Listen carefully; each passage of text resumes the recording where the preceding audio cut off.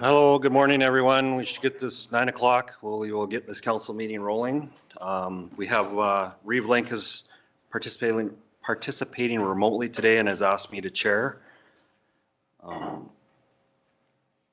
We'll call the meeting to order. Council is conducting this meeting in person and via conference call in accordance to the Municipal Government Act, Section 199. Council chambers is open for public attendance in person. However, councilors and members of the public may still join meetings remotely using our current teleconference process. If you have submitted a comment request to administration prior to the meeting, the chair will call on you at the appropriate time.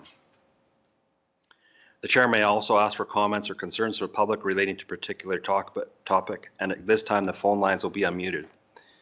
If you'd like to speak, please state your name. Individuals will be allotted 5 minutes to speak or 10 minutes for a group as per procedure bylaw. If the meeting is recessed, callers will be put on hold until the next meeting, until the meeting reconvenes, with the exception at noon where callers will be asked to call back in. This helps with quality of calls. Please note that the meeting is being recorded and may be uploaded to our website and our social media. To eliminate background noise, please mute your phone during the meeting. We also ask all attendees to mute their devices to reduce disruptions during the meeting.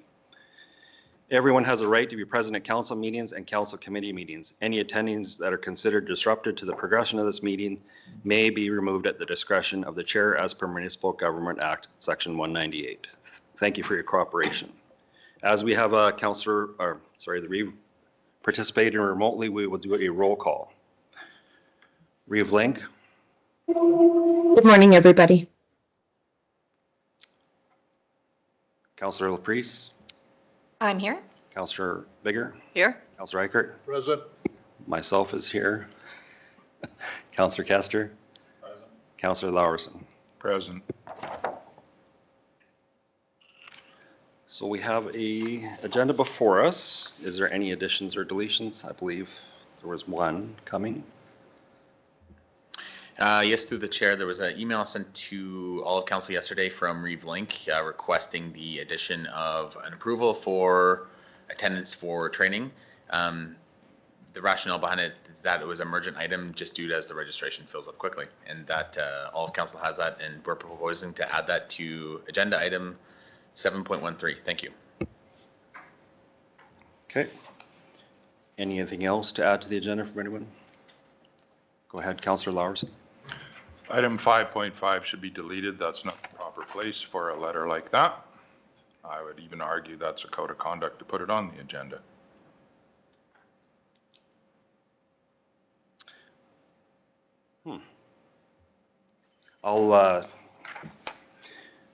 When a letter comes from a ratepayer and it's addressed to Reeve and Council, it has to come to Reeve and Council.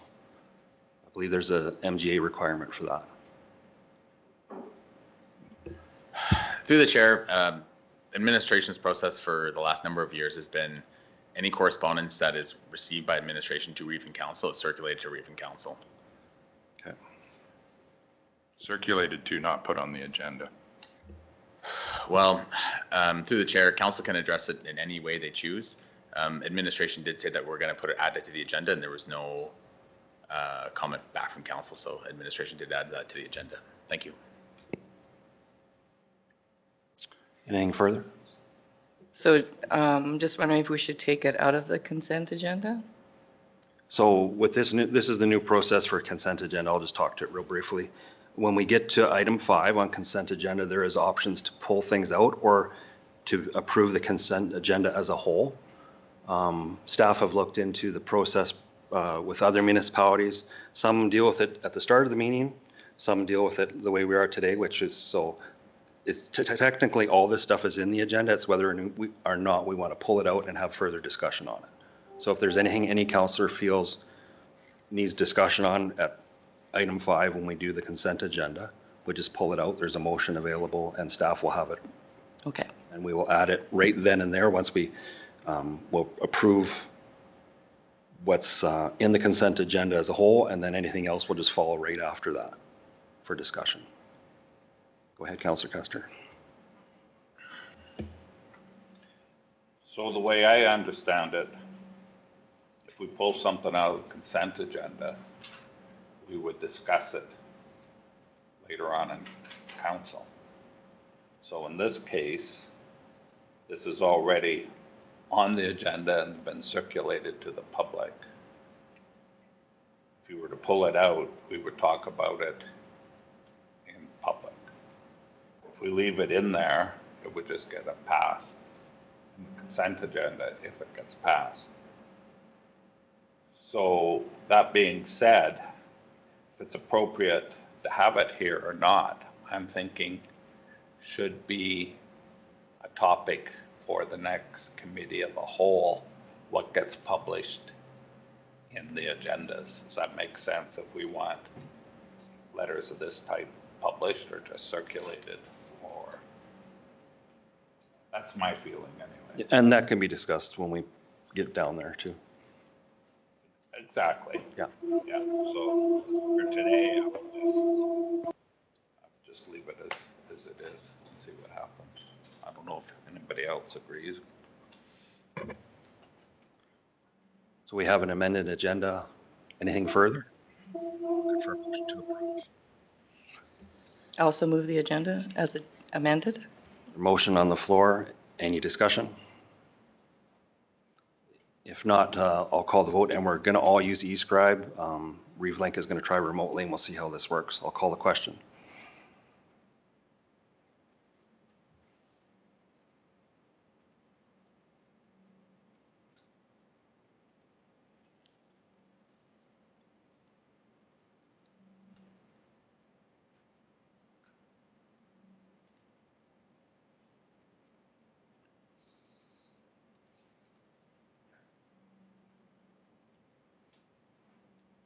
And that's carried.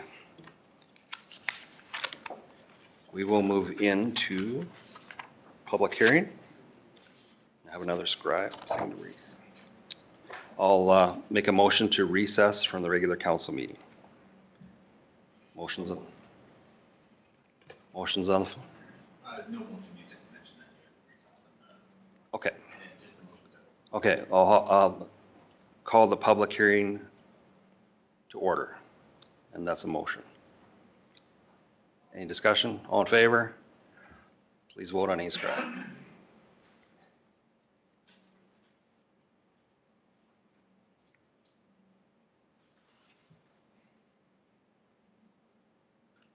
That's carried. Good morning, everyone. This is a public hearing. As per section 193 of the procedure bylaw 2023-03, the public hearing will be conducted in the following order. Number 1, staff report by administration. Number 2, presentation by the applicant. Number 3, presentations by public in support of the proposal. Number 4, presentations by public in opposition to the proposal. Number 5, rebuttal presentation by the applicant limited only to the comments read or heard in opposition to the proposal. Number 6, final questions of administration. Number 7, council motion to close the public hearing. The applicant will have a maximum of 20 minutes to present. Any individuals supporting or opposing the proposal will have up to 5 minutes to speak. Any groups of individuals will have up to 10 minutes to speak. The applicant will then have 10 minutes to present their rebuttal. If there are any questions relating to the process, please refer to our procedure bylaw. Can administration please verify that the notice of public hearing was circulated in accordance with the Municipal Government Act? Yes, it was.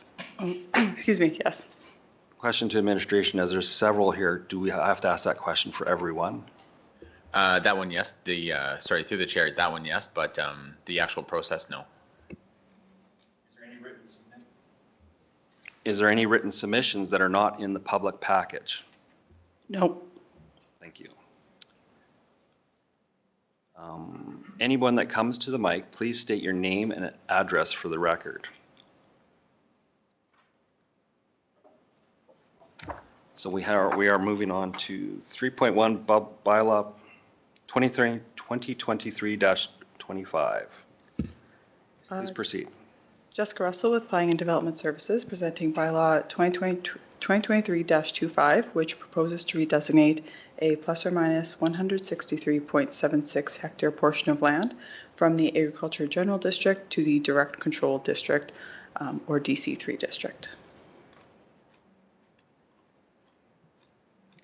The lands are located approximately 8.4 kilometers east of the village of Rockyford and 1.1 kilometers south of Highway 901, immediately southwest of the intersection of Range Road 222A and Township Road 264. Sorry, could you speak louder? We have some people in the audience that can't hear and probably people that are on the line that can't hear. Oh, very well. sure. Thank you.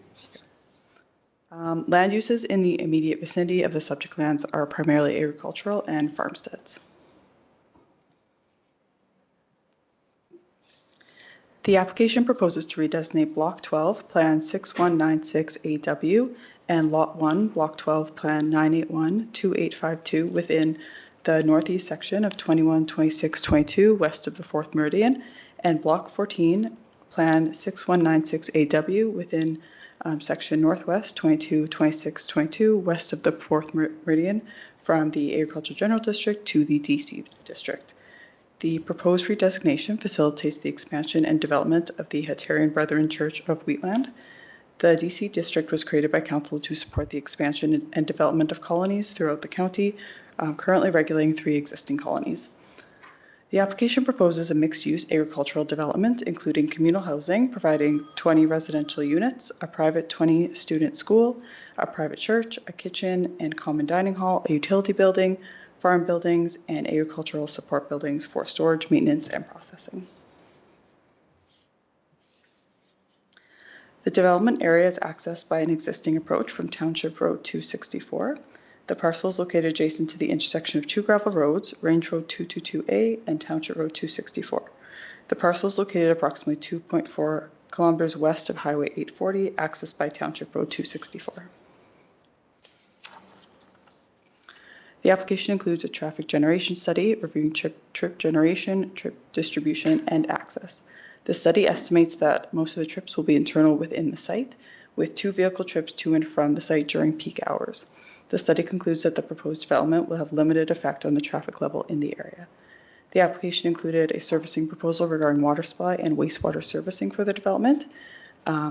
These proposals were in a groundwater assessment regarding water supply with new wells proposed, and a site suitability for wastewater systems were included in a private sewage treatment system assessment, proposing a new septic field and lagoon wastewater system to service the site. The application included a geotechnical investigation report regarding site requirements for development. The report is suitable for redesignation purposes. However, site-specific geotechnical assessment would be needed for any structures prior to building.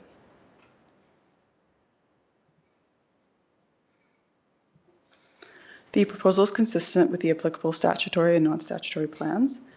The proposal is consistent with the agriculture policies in the municipal development plan, which aims to protect and minimize the fragmentation of existing agricultural lands. Further, the proposal is consistent with policy 3.1.2.4 of the MDP, which encourages the inclusion of value-added operations and accessory uses in the consideration of agricultural land use applications. The proposed development meets the purpose and intent of the DC District, which accommodates the development of mixed-use agricultural development, including multi-unit dwellings, schools, churches, agricultural operations, abattoirs, farm and accessory buildings, market gardens, and farm markets, communal childcare facilities, and other compatible uses. Notice of the public hearing was sent in accordance with the MGA, and no submissions were received by administration. Administration recommends approval, and this concludes the presentation of bylaw 2023-25, and I'm available for any questions. Thank you. Thank you. Any questions to administration from council? Is there any presentation by the applicant?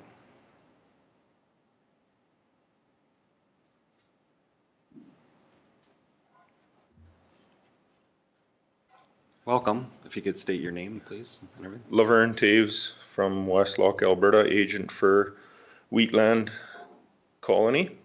I don't have 20 minutes of presentation. I'll just give a little brief thing, which you probably all know a little bit about colonies and how they work. Peaceful people striving to build good relationships with neighbors and within the community. Good stewards of the land, always looking to build up what they have and make it better. In my 8+ years of working with Hutterite colonies throughout Alberta, I've never known them to work with malice towards neighbors. In fact, the opposite. working to build lifelong relationships and friendships. They support local, so I think of the little rural communities, especially. It seems some of them tend to die off, and the colonies are there to support these little rural areas and bring life back, I guess. And also it's good for the other locals. I know myself, I benefit from it, fresh eggs and vegetables and all of that that's available there for the locals. And as far as the whole application here for the bylaw amendment, as Wheatland Colony, we feel like we have taken the appropriate steps to ensure the new colony will be constructed within the parameters set out by the various jurisdictions. NRCB was consulted. Of course, excuse me, working through Wheatland County here and Alberta Environment and Parks and making sure that things would be constructed inside the parameters. And thank you for all you've done for us with that. And I'm always available, and the colony is, if you have questions or comments, concerns. Thank you. Thank you. Is there any presentations by the public in support of the proposal?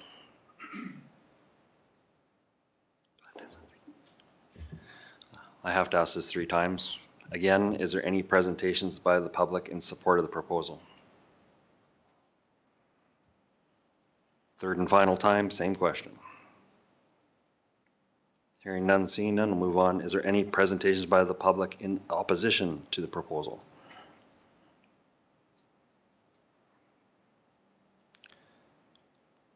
Again, any presentations by the public in opposition of the proposal? 3rd time, same question. Any presentations by the public in opposition of the proposal? Seeing none, hearing none. Move on if there's a need for rebuttal presentation by the applicant, which probably not. Final questions of administration. Anything that council has any questions on before we proceed? Need a motion to close the public hearing. I will move that council close the public hearing for bylaw 2023-25. Motion's on the floor. Any discussion? If not, I'll call the question.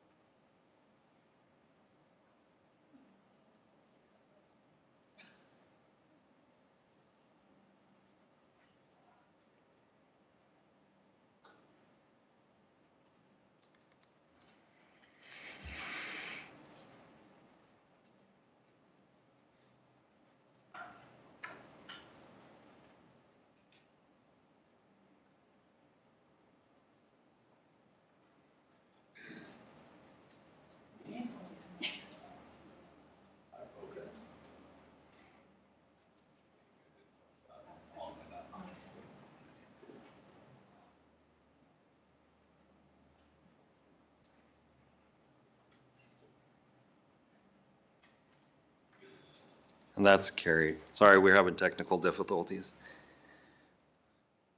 Council's wishes. There's a couple motions in front of us.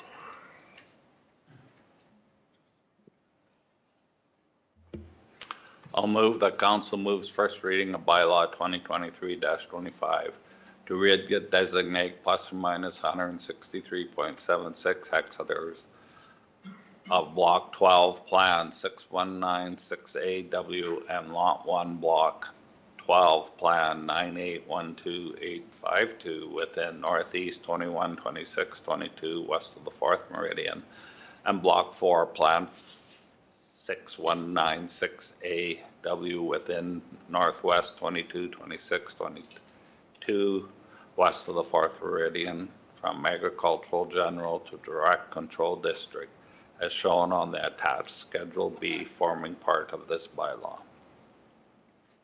Thank you. There's a motion on the floor. Any discussion? If not, call the question.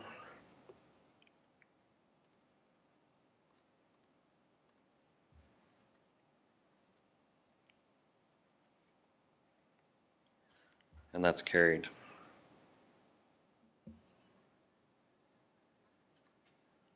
Further motions?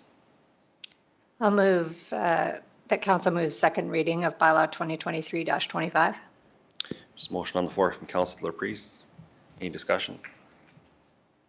If not, we'll call the question.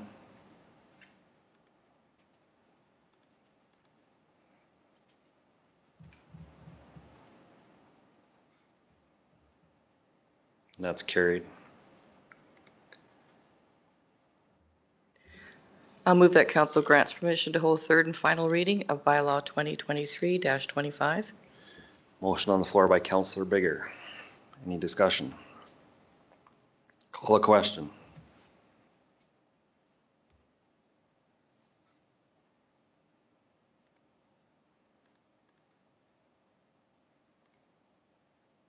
That's carried.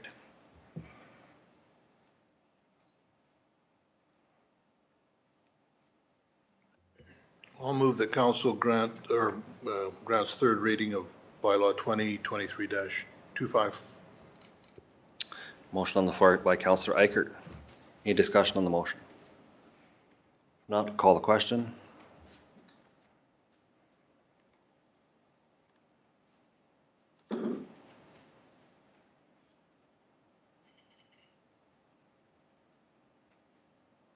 That's carried. We will move on to bylaw 2024-15 land redesignation.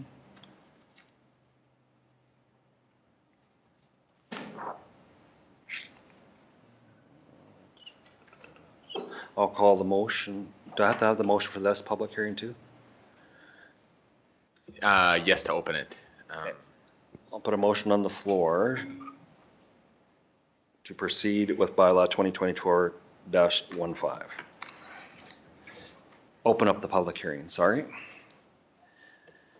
Motion's on the floor, any discussion? Call the question.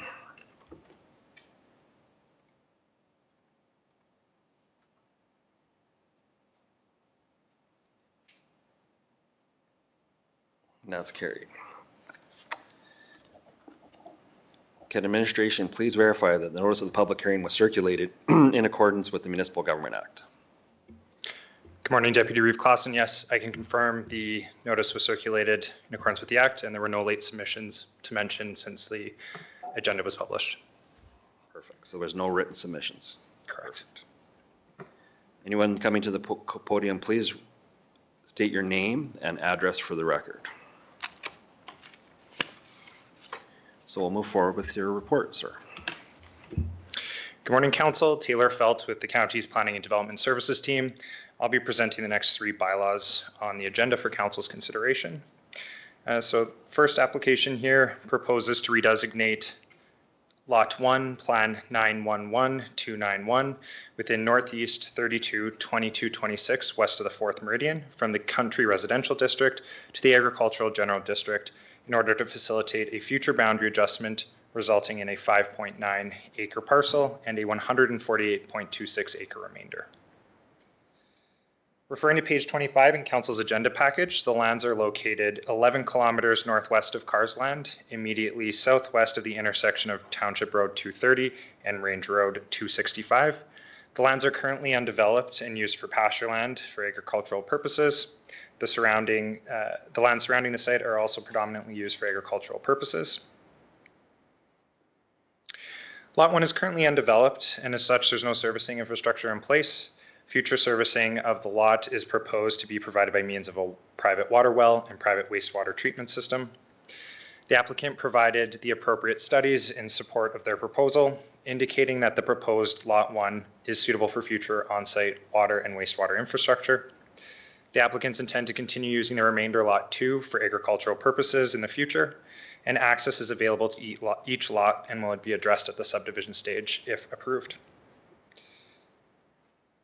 The proposal generally aligns with the relevant statutory and non-statutory policies and was evaluated against the agricultural policies found in the municipal development plan. The proposal does not exceed the 20-acre maximum non-agricultural area or see the creation of more than 5 parcels from this quarter section. Rather, this application, if approved, enables the expansion of Lot 1. The supporting documents provided by the applicants demonstrate that there is a suitable building site for a future dwelling and that the development will not have any adverse effects or impacts on the environment or neighboring properties. The application was circulated to adjacent landowners within a 1-mile radius and other interested third parties. One letter of no concern can be found on page 33 of the agenda package. And with that, administration is recommending that council grant all 3 readings of bylaw 2024-15 today. And that concludes my presentation. I'd be happy to take any questions. Thank you. Any questions of administration?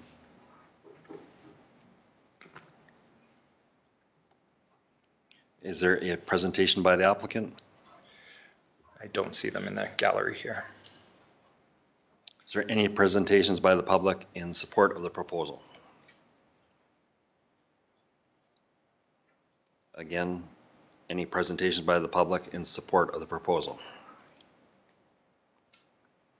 Third and final time, same question. Any presentations by the public in support of the proposal? Any presentations by the public in opposition of this proposal?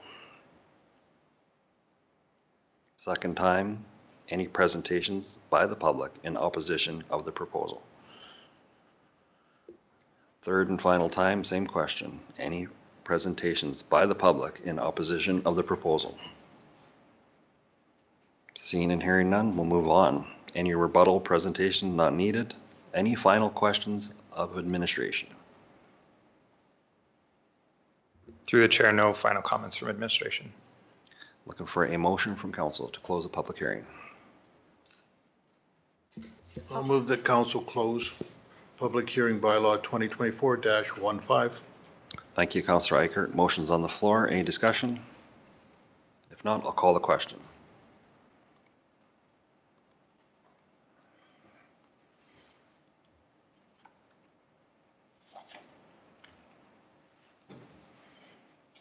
That's carried.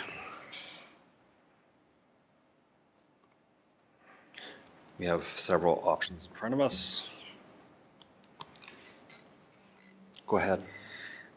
I move that council move first reading of bylaw 2024-15, this being a bylaw for the purpose of amending land use bylaw number 201601 to redesignate Lot 1, Plan 9111291 within the northeast 312226 west of the 4th, from Country Residential District to Agricultural General District as shown on the attached Schedule A forming part of this bylaw.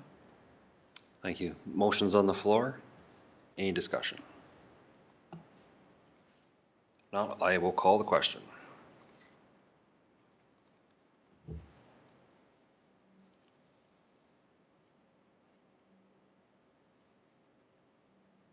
And that's carried. I'll move that council moves second reading of bylaw 2024-15. Motion on the floor for second reading. Any discussion? I'll call the question.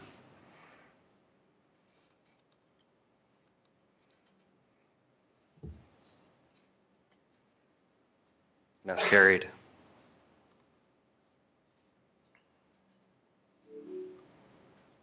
I move that council grants permission to hold third and final reading of bylaw 2024-15. Motion on the floor by Councillor Kester. Any discussion? If not, I will call the question.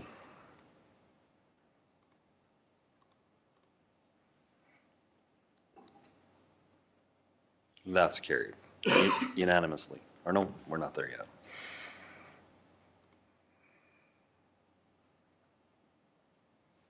That's carried unanimously, yes. Go ahead. I move that council moves third reading of bylaw 2024-15. Motion on the floor. Any discussion? I will call the question.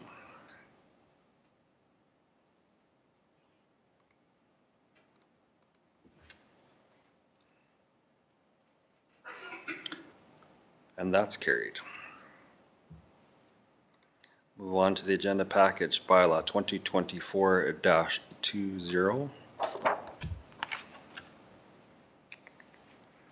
I'll put a motion forward to open the public hearing for bylaw 2024-20. Any discussion? I will call the question.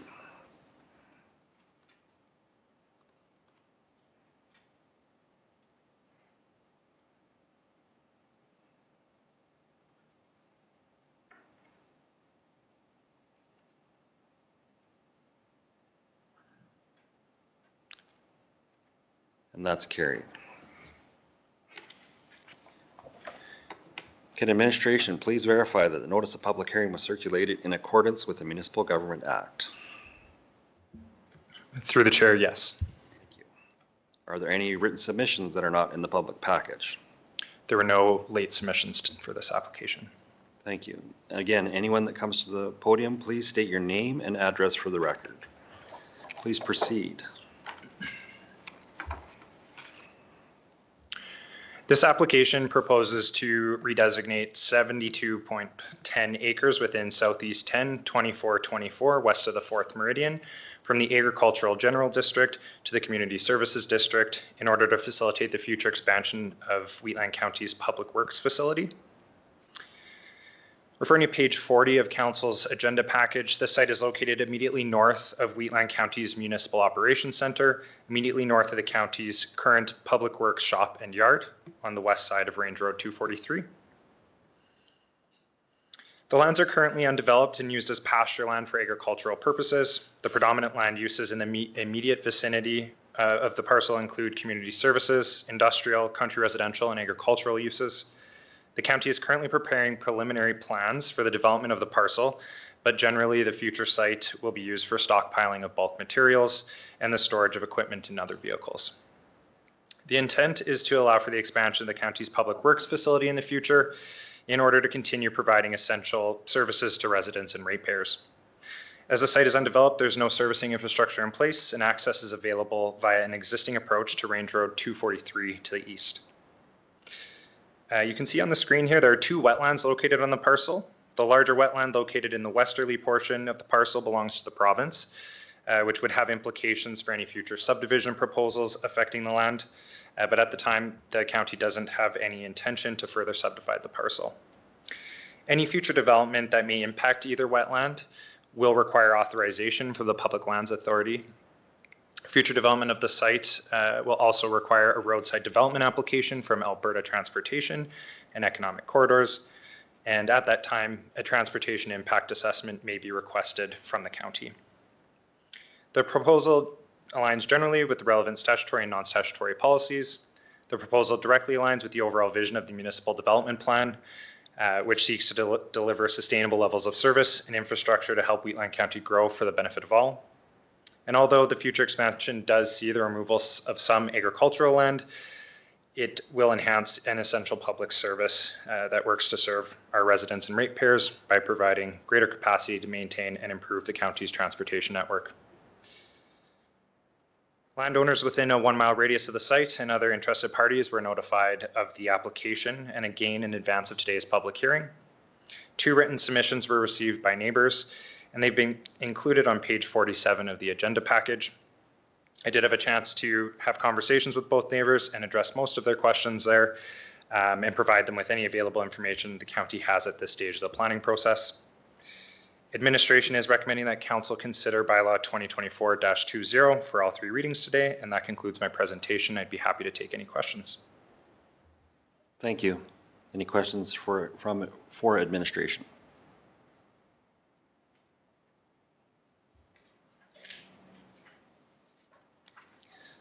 See, being that we are the applicant, we just presented. Is there any presentations by the public in support of the proposal?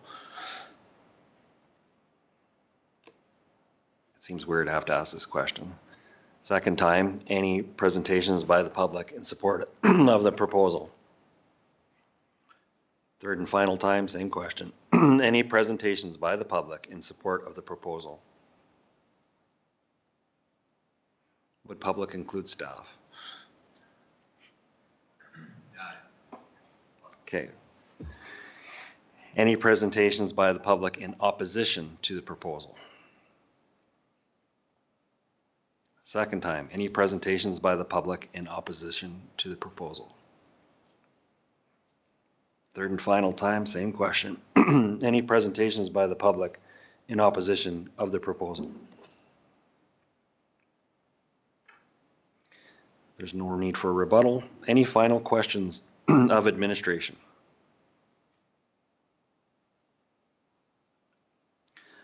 We look for a motion to close the public hearing. I'll move that council moves to close the public hearing for bylaw 2024-20. Thank you, Councilor Priest. Motion on the floor, any discussion? If not, I will call the question.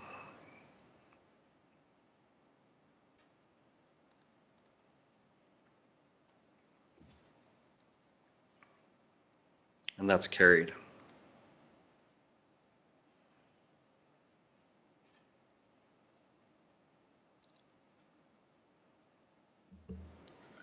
I move that council moves first reading of bylaw 2024-20, this being a bylaw for the purpose of amending land use bylaw number 2016-01 to redesignate 29.12 hectares within southeast 162424 west of the 4 from agricultural general district to community service district as shown on the attached Schedule A forming part of this bylaw.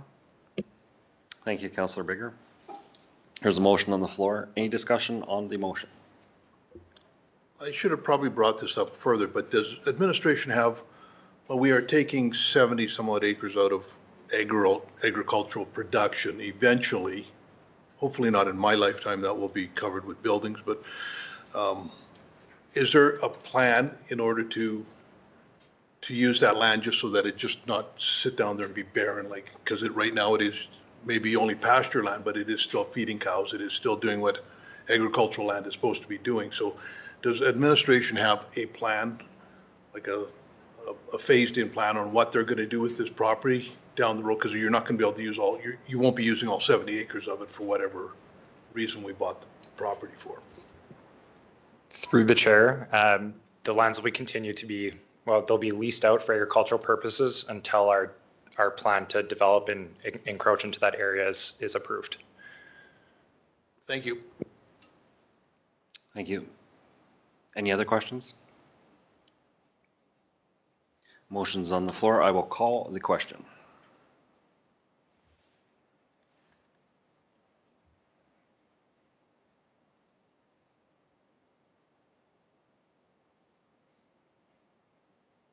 And that's carried. Any further motions? Move that council move second reading of bylaw 2024-20. Thank you, Councillor Kester. Motion's on the floor. Any discussion? I'll call the question.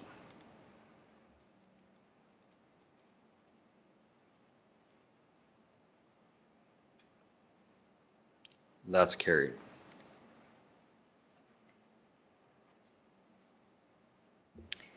I'll move that council grants permission to hold third and final reading of bylaw 2024-20. Thank you, Councillor Priest. Motion's on the floor. Any discussion? I will call the question.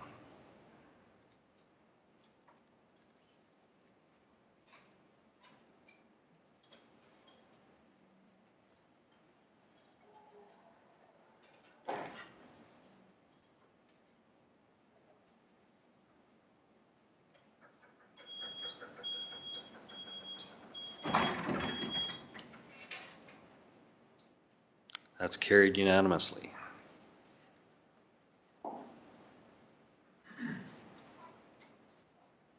I'll move that council moves third reading of bylaw 2024-20. Thank you, Councillor Reichert. Motion's on the floor. Any discussion? I will call the question.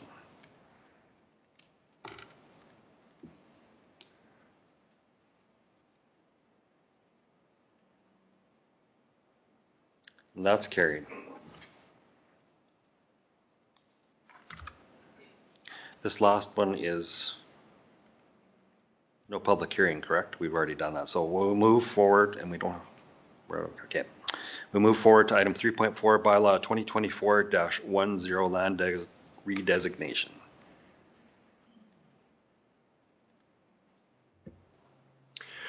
Bylaw 2024-10 received first and second reading at council's meeting on July 2nd. A motion to hold third and final reading was made. However, the motion was lost. The application proposes to redesignate 12 acres within Southwest 33-2424 west of the 4th from the Agricultural General District to the Country Residential District in order to create 4 3-acre parcels and a 147.07 acre remainder. The subject lands are located 6 kilometers northeast of the town of Strathmore, 1.2 kilometers south of the intersection of Township Road 250 and Range Road 211, immediately east of Range Road 211. The proposal generally aligns with the relevant statutory and non-statutory policies. The technical studies provided by the applicant demonstrate that the proposal offers suitable building sites and can be developed without adverse impacts on the environment and neighboring properties. Administration has no further concerns or questions with the technical studies submitted. Landowners within a 1-mile radius of the site and other interested parties were notified of the application when it was received by the county, and then again in advance of the public hearing. Comments provided have been included starting on page 61 of the agenda package. Administration is recommending that council grant third reading of bylaw 2024-10, and that concludes my presentation. Thank you. Thank you. Any discussion, questions? Deputy Reeve Clausen. Go ahead, Reeve Link. I'll be abstaining from voting due to losing connectivity and missing part of the public hearing. From the first time we did this, correct? That's correct, when we had the public hearing. Thank you for your honesty, Reeve Link. I'll move that council moves third reading of bylaw 2024-10, this being a bylaw for the purpose of amending land use bylaw number 2016-01 to redesignate plus or minus 4.84 hectares plus or minus 12 acres within Southwest 33-24 west of the 4th from Agricultural General District to Country Residential District as shown on the attached Schedule A, forming part of this bylaw. Thank you for the motion, Councillor Eichert. Motion's on the floor. Any discussion? So I just wanted to raise something. I thought about this a lot over this break that we've had. I voted in favor of it. I wanted to change my mind because of the neighbors who have opposition to this, but I just couldn't see how we can apply one set of rules to the person on the other side of the highway and have different rules for this person. So I'm going to stick with the way I voted initially, and I do take this very seriously when people are opposed and are concerned about the fragmentation of our ag land and densification of country residential. I am concerned about that. I just feel that we need to follow our municipal development plan when we consider these, and this follows that. It keeps to the maximum number of subdivisions and the maximum number of acres out of a quarter section. So I'm going to vote in favor of this. Thank you. Any other discussion? I'll just say that I've had discussions with the landowners in the area, and I understand their concerns, and I've said, look at any major city town, there's always development on the fringes of it. That's where the impact happens the most, and it's expected. The rules of real estate are location, and that's where it is. That's where the growth happens. You can look at around any municipality and see that. We have set rules and studies that they have to do, and the applicant has successfully provided all that information. So I'll be supporting this. Any further discussion? I will call the question.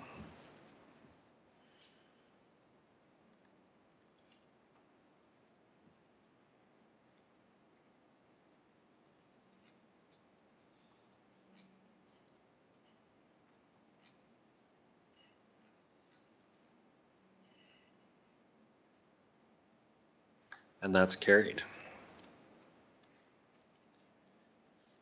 We will move on to bylaw 2024-27, road licensing bylaw.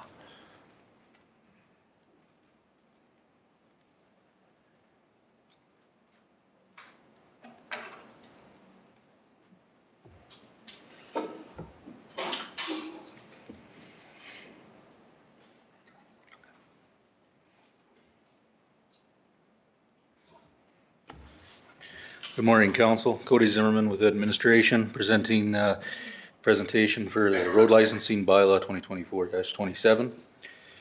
Firstly, what is a license of occupation? A license of occupation may be issued by a municipality authorizing or permitting an individual or company to use a portion of public lands or road right-of-way under its jurisdiction for an authorized use under a set of terms and conditions.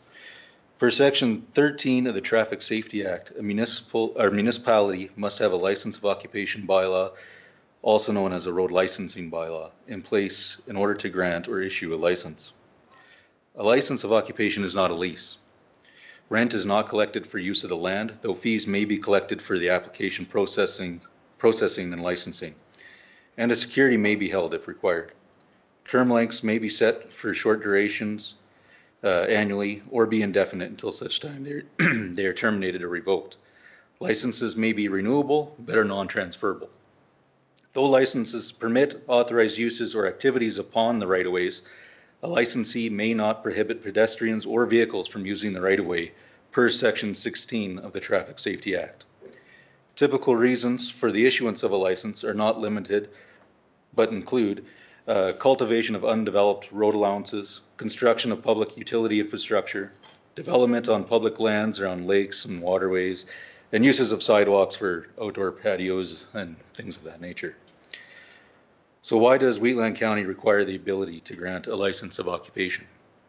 Various instances have arisen whereby Wheatland County has not been able to grant approval for or authorize certain uses of public lands and undeveloped road right-of-ways.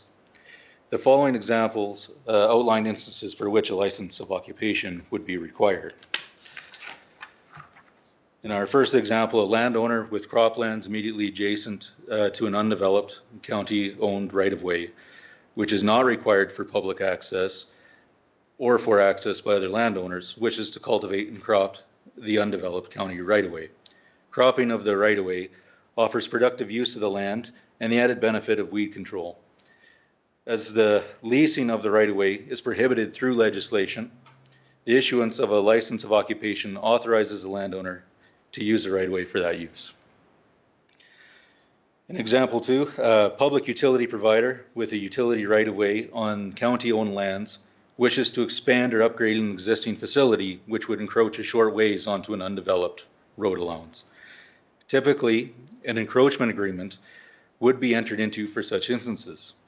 However, as the third party does not have ownership of either the land or the right-of-way, an encroachment agreement would be non-binding and therefore cannot be used. The issuance of a license of occupation would authorize the company to construct the improvements within the right-of-way, as well as provide conditions for removal and remediation as required. In example 3, Wheatland County wishes to lease county-owned lands within an existing ASP for agricultural use. The lands contain a grid network of both subdivided lots and undeveloped right-of-ways. As the leasing of the right-of-ways is prohibited through legislation, the county is effectively unable to lease the remainder of the lands due to the constraints of the parcel sizes within the right-of-ways. Through the issuance of a license of occupation for the undeveloped right-of-ways to the winning bidder of a lease for the titled lands, the county would be effectively able to authorize the leaseholder to farm the undeveloped right-of-ways and the remainder of the lands as a whole. So how will the process work in Wheatland County? Through the passing of the road licensing bylaw, the county chief administrative officer, acting alone, may grant or issue licenses to applicants. A license in Wheatland County would only be granted for the specific uses outlined within the bylaw, which pertain only to undeveloped county road right-of-ways that are not required for public access. To obtain a license of occupation, an applicant must first submit an application and pay the associated application fee. The applicant must either own, occupy, or have an interest in the lands adjacent to the undeveloped county road right-of-way. Staff would then review the application to determine if the lands meet the criteria for the issuance of a license. This may include reviewing the proposed use of the undeveloped county road right-of-way, the use and zoning of the adjacent lands, potential public access issues, and circulation to internal county departments and adjacent landowners if required. If no concerns are identified within the application, the applicants will be required to enter into a road license agreement with the county, provide proof of insurance, and provide security if required. Prior to the issuance of the license, if required prior to the issuance of the license. An example road license agreement has been provided for reference. Licenses issued by the county will not be renewable, but may have a set term length at the discretion of the county. They will be terminal by the county on 30 days written notice per the Traffic Safety Act, at the county's sole discretion, should the right-of-way be required for municipal purposes. Licenses will terminate effective immediately following a licensee's loss of ownership, occupancy, or interest in lands immediately adjacent to the undeveloped county road allowance. Additionally, licenses may be suspended or terminated by the CAO effective immediately per section 7.3 of the bylaw.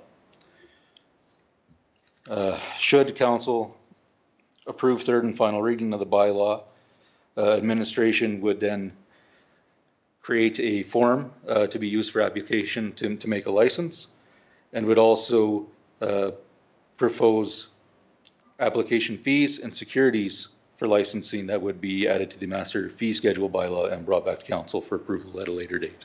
And that concludes my presentation. I'm here for any questions. Thank you. Thank you. Any questions?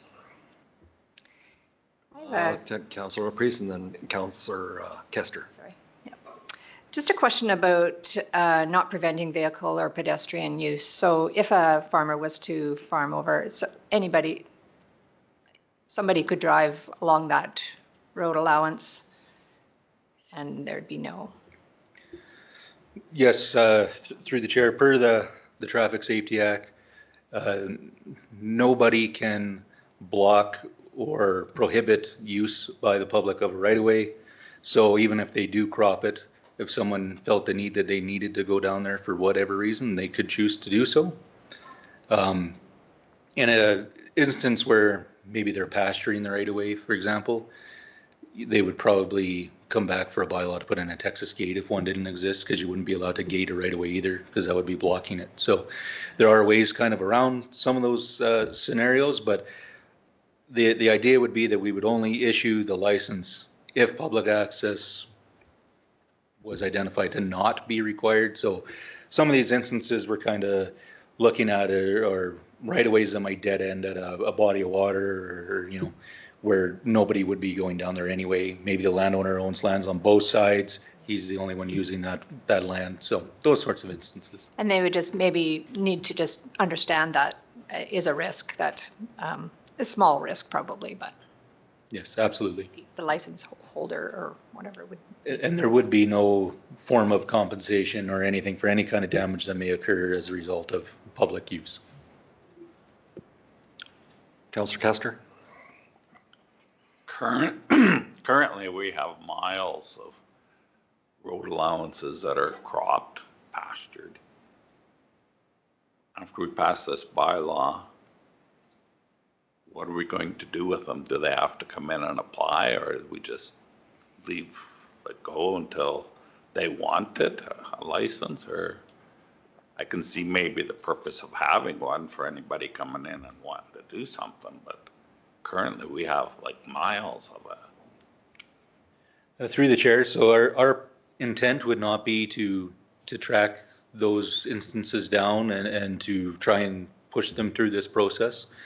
It's more about legitimizing people that do want to use it for those purposes, or maybe if there's an instance where, it does come up a lot, I guess, where someone goes, well, this guy is doing this to this right away. How can he do that? This would legitimize that process, legitimize that use. People that are already doing it now and there's no issue out there, we're not overly concerned with those instances until they become a problem, in which case we might push them through this process. being that we're not collecting rent or anything, we're not allowed to collect rent for the land, there's nothing to be gained by us by putting them through this process. There's no value there other than the application fees themselves. So, there's not money to be made. So really, it's just about legitimizing use of land and ensuring that we're eliminating conflict where we can through this process. Okay, so we have, so somebody wants to legitimize it. He's currently not farming it. His neighbor is.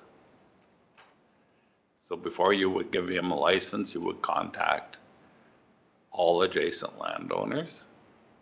And if they can't agree, then what? We can't put a fence down the middle. Through the chair, so in an instance like that, I would say it would probably be run on a first come, first served basis, right?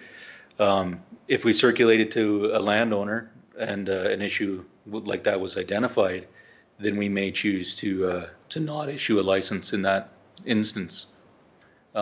If it's going to create a conflict, then the best thing would be to keep both off of the right of way, I would think, and keep the use as an undeveloped, unused land. That's an option I've used in the past, yeah.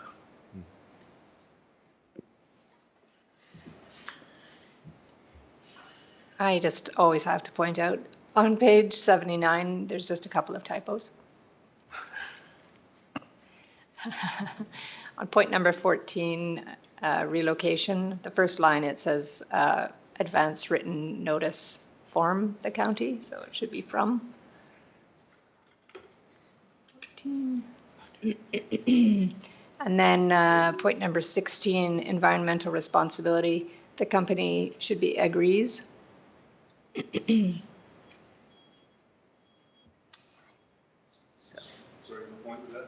Point number 16, environmental responsibility, it says the company agrees. Should be agrees. You could be our official proofreader. I know, eh?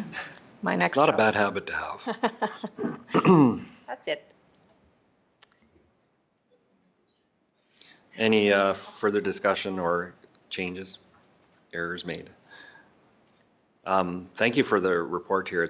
You took something, the questions I had, you had already answered them as you were going through. I had some written down, so I understand it better now. I see the need for it, especially probably again in the areas closer to like the bigger municipalities where there's multiple uses around there and a disagreement between neighbors. And I can think of just in my division, a few of them that I've had calls on that are, this would clear it up because then someone has the access agreement to do what they're doing, because I've had those calls. Why is so-and-so doing this here? And yeah, so this is good. I understand why it's here. So, council's wishes. There's some motions in front of us. I'll move that council approve first reading of road licensing bylaw 2024-27.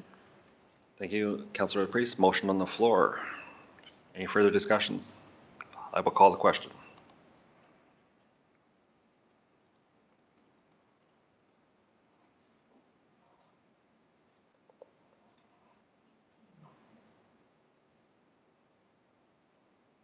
And that's carried. I'll move that council approve second reading of bylaw 2024-27. Thank you. There's a motion on the floor. Any discussion? I will call the question.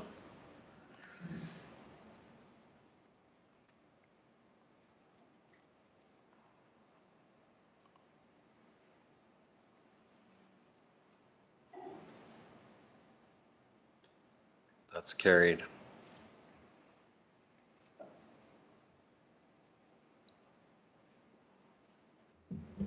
Possible motions. I'll move that permission be granted to hold third and final reading of bylaw 2024-27. Motion on the floor for hold permission granted. Any discussion? Call the question.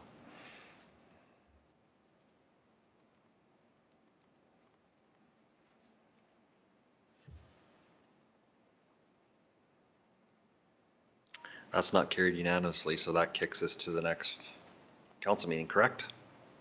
Okay. We will have I will call for a 10-minute break. We'll come back at 10:10. Reeve Link, can you hear us? I can, thank you. All right. We will resume council. We are going to start on agenda item number 5, consent agenda. This is a new process that we're going through. Hearing some feedback. So with this process, looking in your agenda, staff have done below are examples of the motions may be made regarding the consent agenda. There's some approval without change, approval by item for discussion or debate, approval of consent agenda item with changes. Refer to our procedure bylaw just for people or representatives, number 87. Consent agenda is moved and voted upon without debate regardless of the number of reports included. Consent agenda may include reports, council committee of the whole, public presentation, committee minutes, and information. Member of the council may select one or more items from the consent agenda and remove them for debate. If a motion is required to remove an item from the consent agenda without debate. Items. What? Repeat that one, sorry. 89, a member of council may select one or more of the items from the consent agenda and remove them for debate. A motion is required to remove an item from the consent agenda without debate. Everything's debated, so that one doesn't make a bunch of No, sense. I Could be think commented. Yeah. I think if somebody wants something removed, it just gets removed, Yeah. basically. You don't debate it, but. Items will be placed in the next, will be placed on the agenda after the consent agenda. So basically, if you see anything you want to talk about, you pull it and it will be discussed with right after we approve the agenda. That's right from our procedure manual, or sorry. Yes. Oh, press the wrong thing. Go ahead.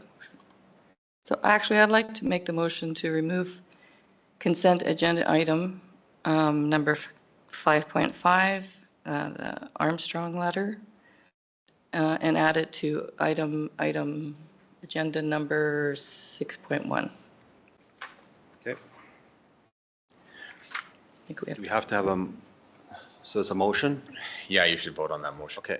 Unless there's other items that council wants to remove. Is there any other items that we can add for discussion as council sees? Deputy Reeve Clausen. Go ahead, Reeve Link.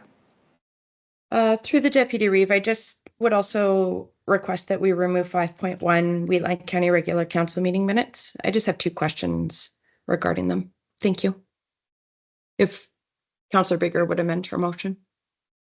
Okay, so we have 2 requests right Yes. now. We can save a motion till the end if anybody wants to. Any further requests?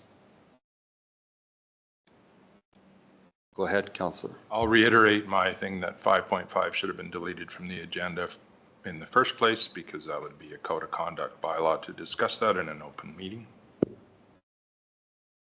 Okay, understood. So far we have 2 requests, 5.1 and 5.5 to remove for discussion. Looking for a motion to, I did. you did one, but we add 5.1 I'll add 5.1. and 5.5. minutes. Okay, Thank you. motion's on the floor. Do you have the motion? Call the question.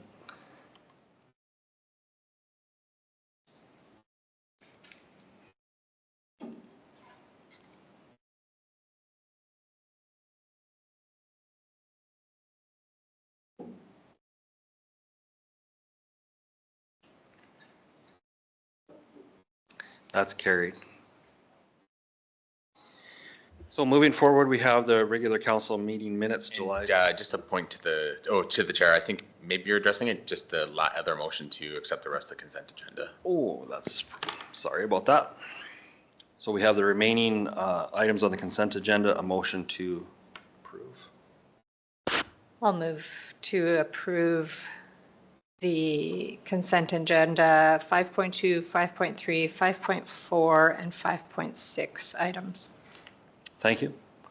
Motion on the floor, any discussion? Call the question.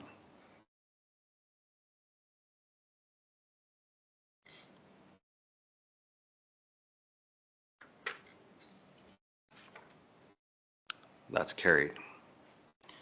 So we have 5.1. Do we, Reeve Link had concerns about that? Please proceed. Thank you, Deputy Reeve Clausen. Just a couple of questions. On page 90. All right, flipping back. On page 92, did we recess, like resume at 10:13 and then recess again right at 10:13? I'm assuming it's correct. I just wanted to confirm.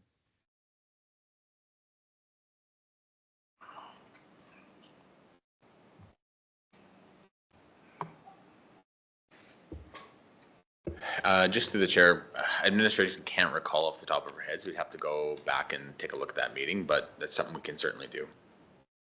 Okay, no, we can assume that it's correct. I just, the timing there, I'm sure it's correct. We can move on.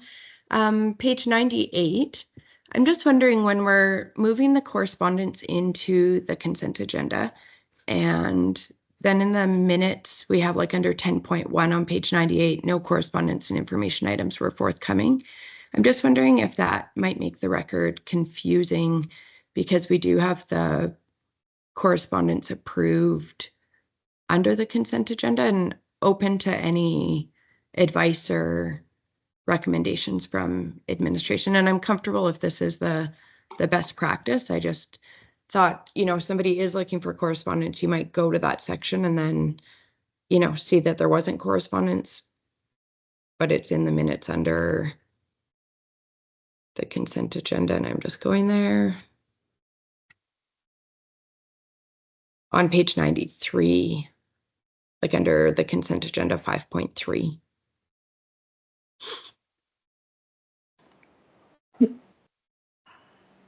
Yes, through the chair, I believe this question is directed at administration. We'll take a look at that one as well. That could just be something we've overlooked, and we'll bring something back at the next meeting. Thank you.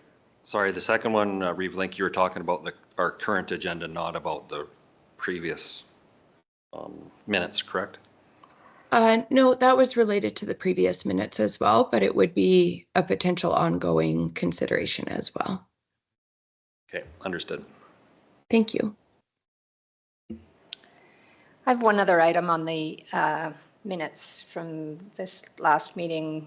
On page 91, resolution CM 2024-0706, council grants permission to hold third and final reading of bylaw 2024-10. It says it was carried, but it was defeated, I think. Not unanimously. I believe it was carried, but just not unanimously. Right. So yeah, so it's just so it's correct. it is correct. Okay. Sorry, through the chair, it's correct. It's just Okay, this is how it goes. that's good to know. Yep, thank you.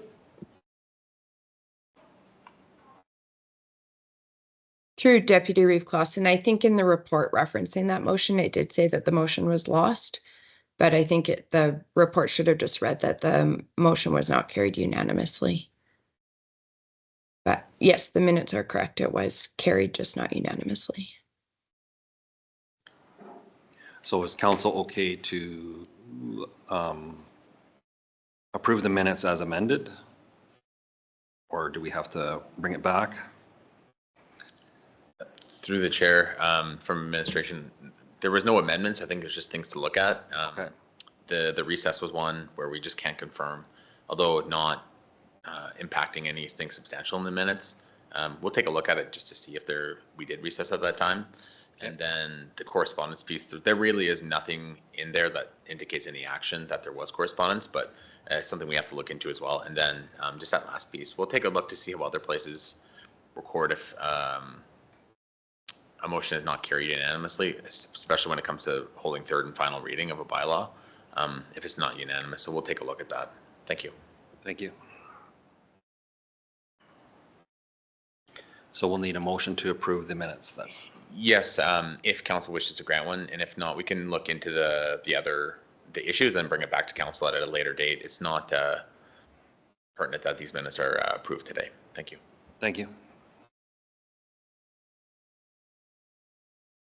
Does anybody want to approve those minutes? Because we pulled them out of the consent agenda. I'll move to approve the regular council minutes from July 2nd, 2024, as presented. As presented. There's a motion on the floor. Following discussion, I will call the question.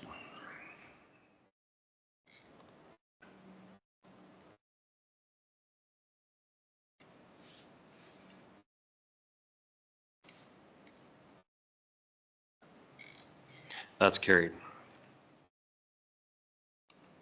We will move on to the other consent agenda, poll 5.5. Does administration have anything to add to this?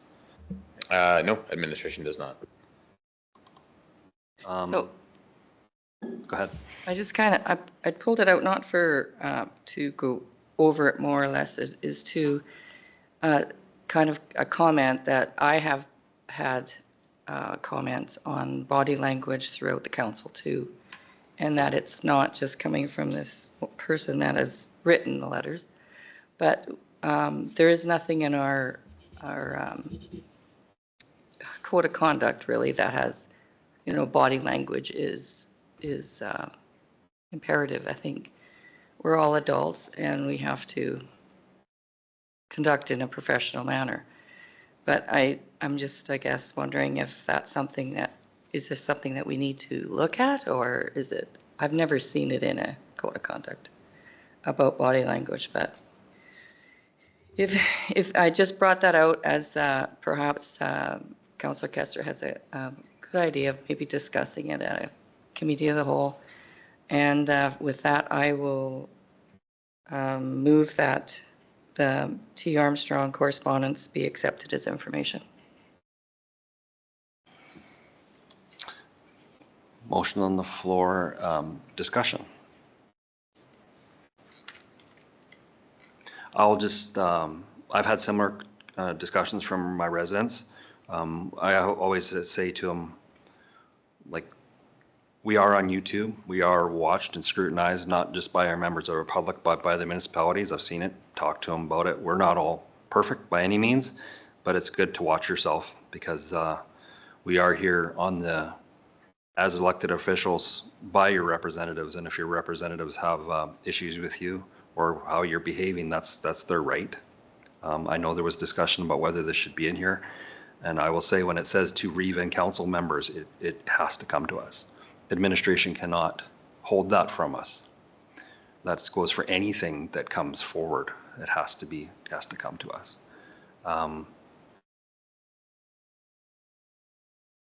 Our conduct is who, like, we represent the public. So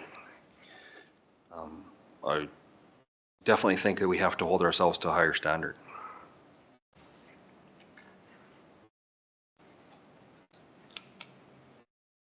Any further comments? There's a motion on the floor to accept as information. Deputy Reeve Clausen. Go ahead, Reeve Link. Just a couple of points. Our code of conduct does reference under 6C, representing the municipality while performing their duties, councillors and members must conduct themselves in a professional manner. So I think there is some expectations laid out in the code of conduct that would relate to this correspondence. Just as a note as well, after the correspondence was delivered to the county office, the correspondent did reach out to confirm that myself and council had received the correspondence. And at that time, I did also outline the official code of conduct process, but clearly based on this not proceeding to the Integrity Commissioner, it was the correspondent's preference for this to come to Reeve and Council.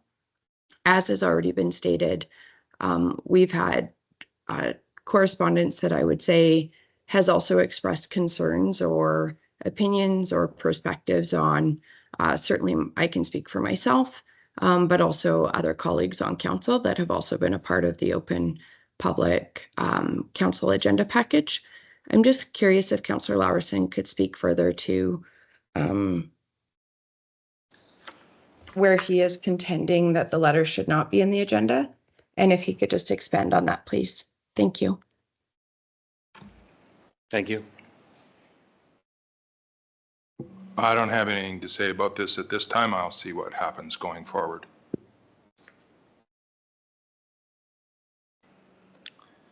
Okay. Any further discussion? Could we just have the motion that Councillor Bigger made repeated? I just also think that it would be good for council to have a discussion regarding the contents of the letter, and if we could send follow-up correspondence to the correspondent. Thank you. I believe the motion on the floor was to accept his information after the discussion. The motion reads that the T. Armstrong correspondence be accepted as information.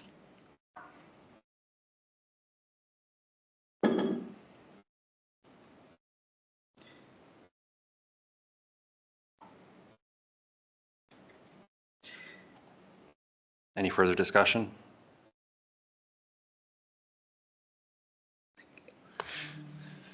I think it's just, we acknowledge it and we'll see how it plays out in the future, I believe. And we'll go from there. That's how I read the motion, basically. So I'll call the question.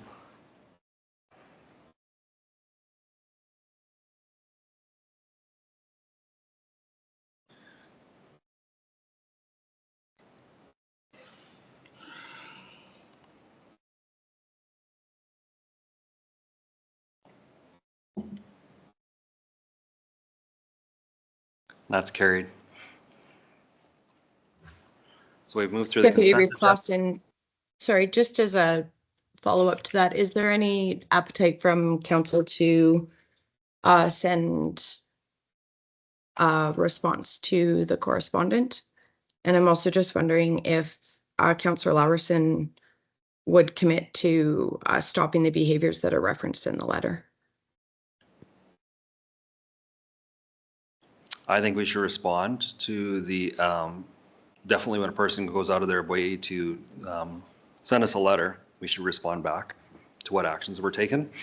And I think if it would carry more weight if it came from the counselor involved, but that's entirely up to that person. And I'm not seeing an appetite for that. I'm wondering from administration, with this procedure, did this actually, was this ever sent to through the process to the Integrity Commissioner? Through the chair, I don't know. I don't deal with the Integrity Commissioner. I guess if I had a complaint against council, I would, but I. So in a process like this where it's sent to us, should we not be forwarding it to them to review? I would think. Through the chair, no. That's not the responsibility of administration. No, from council. Like, I'm just thinking for us, we have a code of conduct. And we have a certain group that judges our code and how our behavior is. I think we should forward this letter to the Integrity Commissioner. So through the chair, the code of conduct complaint is outlined in that code of conduct Falls bylaw. outside of that. So there is no limitations of councilors sending it in. Council doesn't need a motion. Council can also act independently when you're filing a code of conduct complaint. There's no motion required. So, and actually it probably would be improper to pass a motion on that kind of item. So that's just the code of conduct bylaw itself, which is available on our website for. Yes, thank you for that correction. I wasn't thinking clearly there, but no, that is the proper procedure. So anything further on this? If Councillor Laursen doesn't have a response to my question, I would move that council direct administration to draft a response from the Reeve to the correspondent, acknowledging receipt of the correspondence and letting them know that it was brought to council at today's meeting. And they can feel free to watch the discussion as it happens. There's a motion on the floor. Any further discussion? Call the question.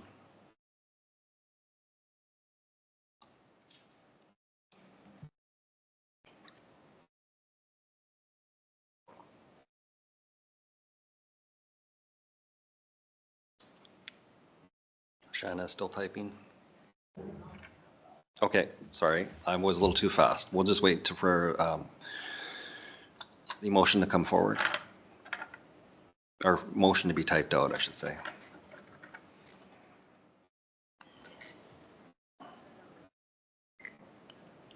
Reeve Link, could you repeat the motion for admin? I will do my best to keep it consistent. That council direct administration to draft a letter from the Reeve responding to the correspondent, acknowledging receipt of the letter, and indicating it was discussed during today's council meeting. Thank you.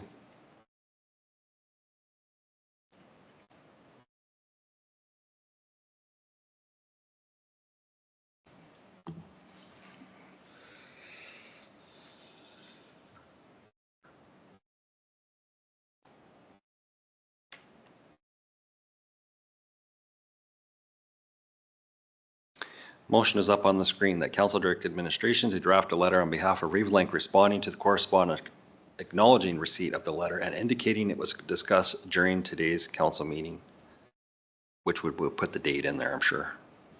I'll call the question.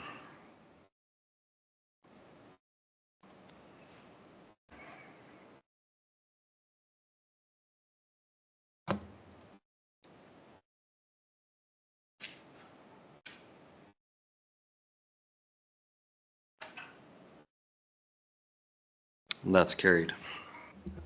Just through the chair, just during the adoption of the agenda, there was a conversation amongst councillors about adding correspondence to committee of the whole, what correspondence should or should not be added. If that's the will of council to put that on committee of the whole, council should make a motion to add that to for discussion at a future committee of the whole. Thank you. I'll make that motion. You got it, Shannon? I think there should be some sort of direction, or at least talk about it.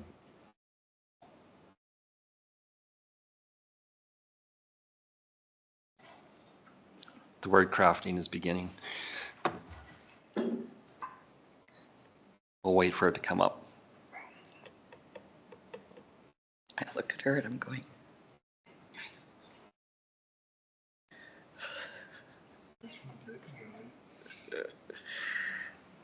I didn't do good in typing in school either.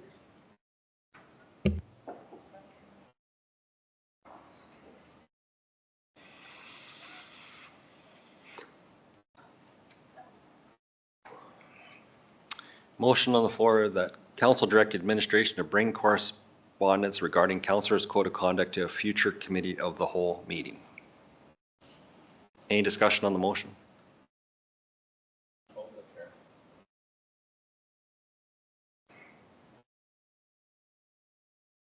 That's not the intent of my motion. My intent of my motion was It's challenging to hear, Councillor Kester. You have to turn your mic on, sorry. sorry. Presently, administration puts everything in the agenda.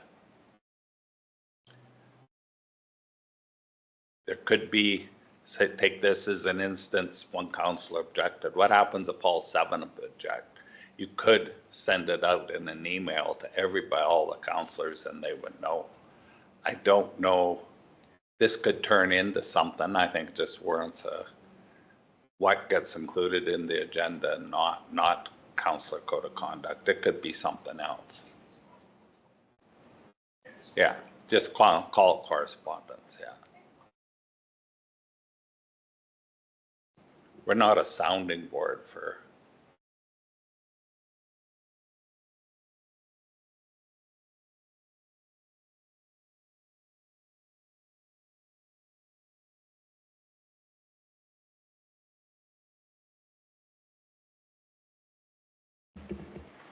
We're rejigging the motion.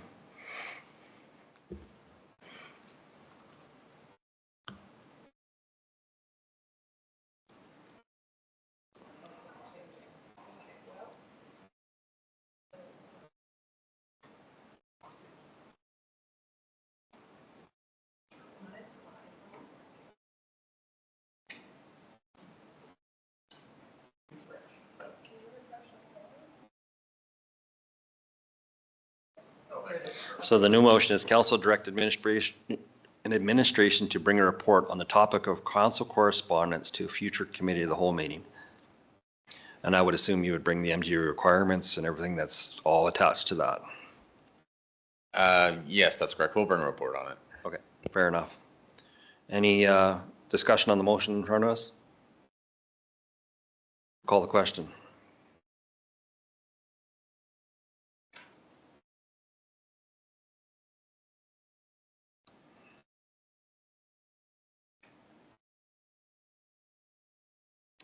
That is carried.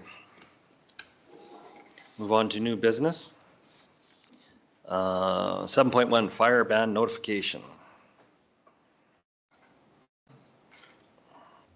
So I brought this forward because I'm not sure how long ago, 3 weeks ago, month ago, I get a phone call from a resident that's complaining that there's a fire ban,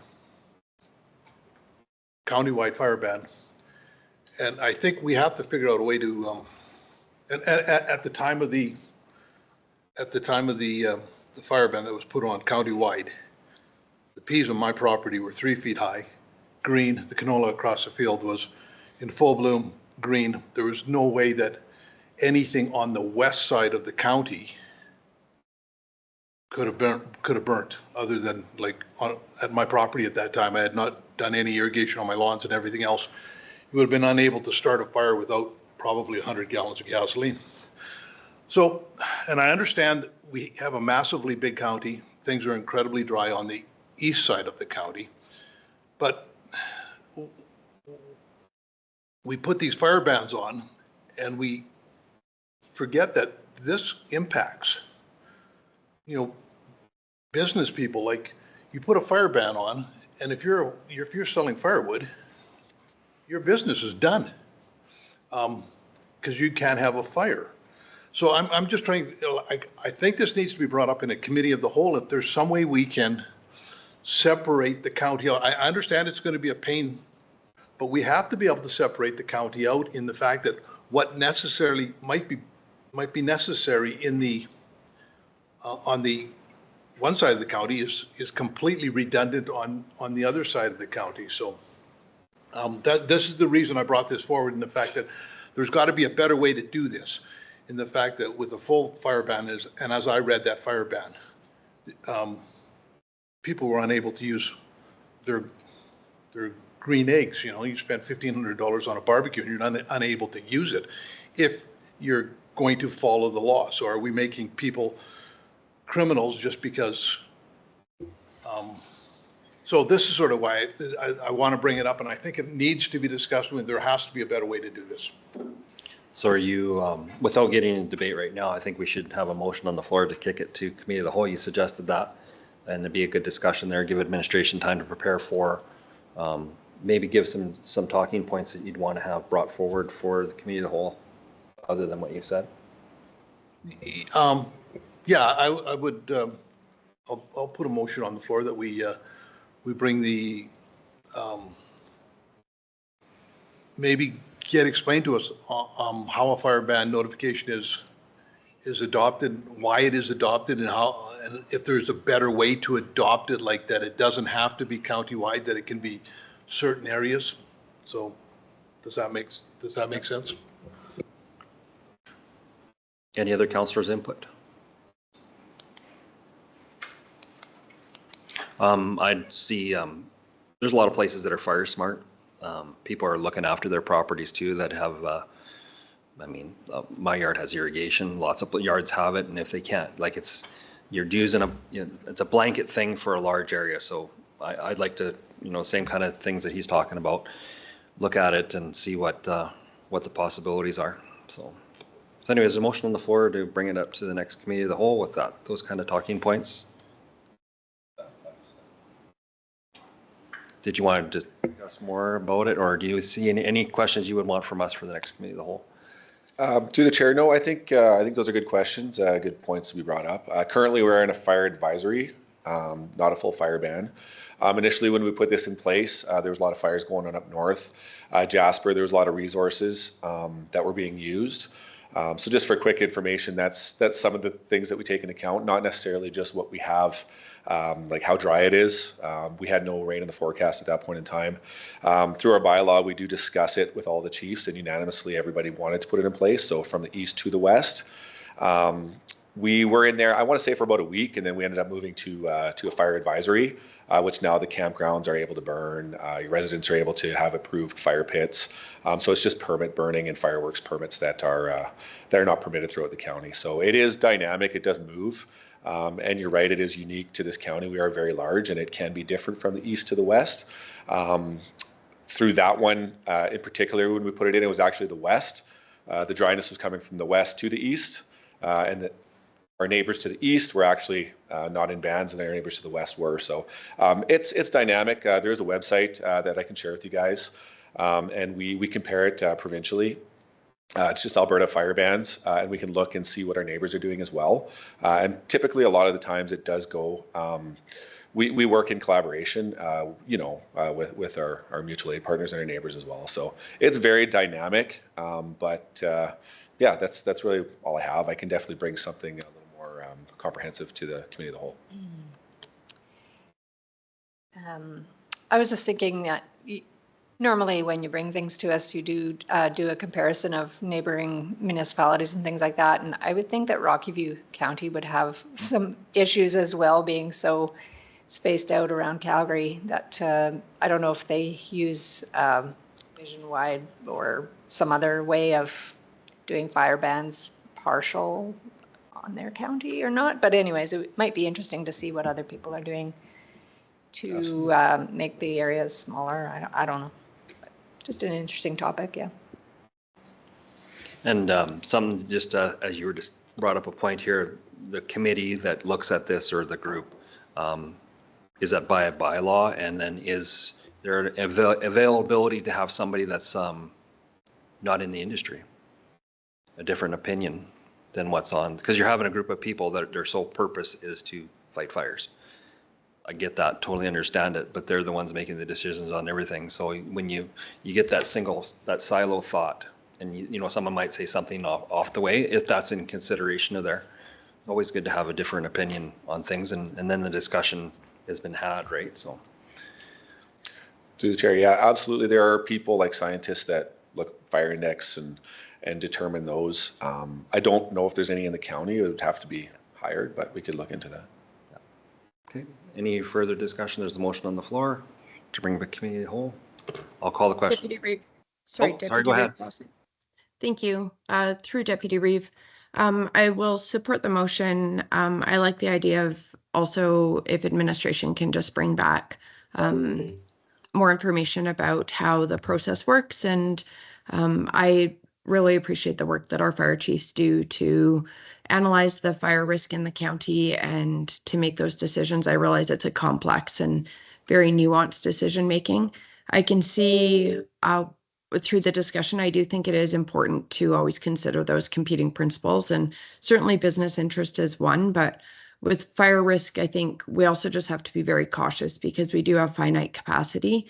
I'm incredibly grateful for all of our firefighters who serve our county, but there are those considerations, particularly when part of our model does depend on mutual aid and response from neighboring municipalities were we to have a large event like we have at times in the past. So recognizing that some of those sort of anecdotal local considerations do need to be considered, and I believe our fire chiefs do that, and our administrative leadership. But also recognizing that the provincial context is important. And I'm also just curious when the report comes back, if there are resources. I know there's some websites as well that show provincial and federal fire risk and moisture levels. So I would just be interested in what information is being considered when making those decisions. Thank you. And I guess the other point, but we can discuss this when it comes to committee of the whole, I do foresee some communication challenges if we were to do fire ban status that isn't countywide, but certainly open to considering and hearing from administration what that could look like given our large geography. Thank you. Thank you for the input. I will call the question.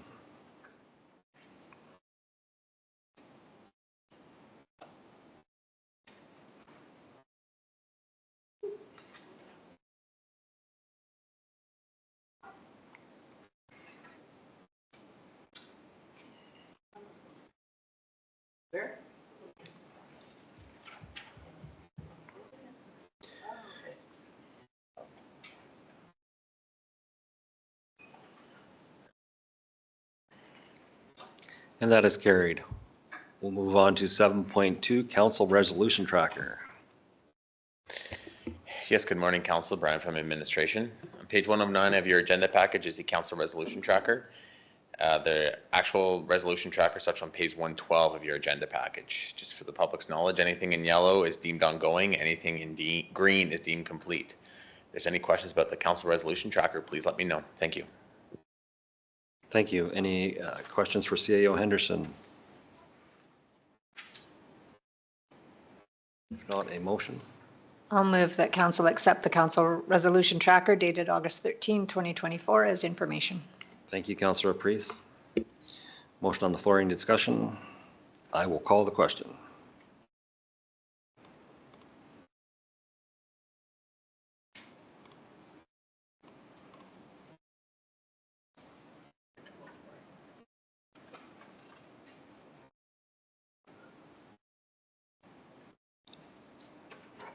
And that's carried. I believe Councillor Kester asked for a break. So we'll take a 5-minute, well, it's 5-minute break. We'll come back at 11:03. Reeve Link, are you online still?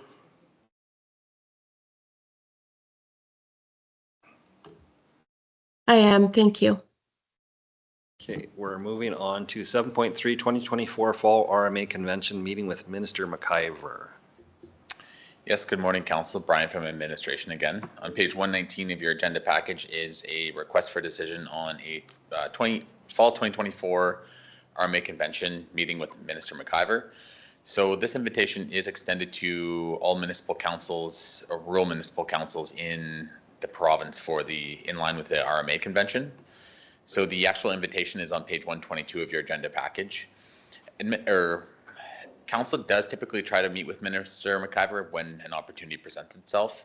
The last meeting that Wheatland County Council had with Minister McIver was in the spring of 2024 at the Spring RMA Convention. And the topics that were discussed during that meeting were listed as presented in the report. So IDP and concerns regarding quasi-judicial boards. So administration did put some issues in this under the Chief Administrative Officer comments, so that you could potentially bring forward, or if there's any other pressing matters that council does want to potentially bring forward to RMA or to the list to Minister McIver. There's a spot open for 3 spots. If there's any questions that council has about this report, please let me know. Thank you. Thank you. And there's the 3 questions are basically asked by his staff, so they have something, they know what they're walking into. So pretty common practice. Just thoughts from council?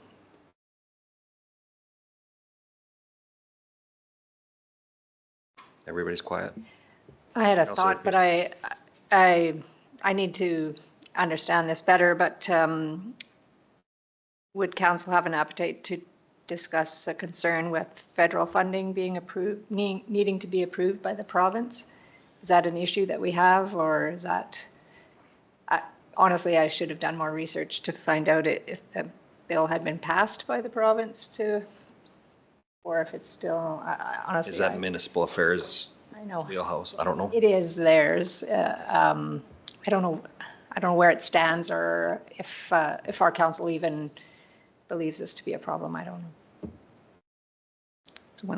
Also, just while I have the mic on, I noticed in our report we referenced the local planning review tribunal. It should be the Lands and Property Rights Tribunal, just for clarity.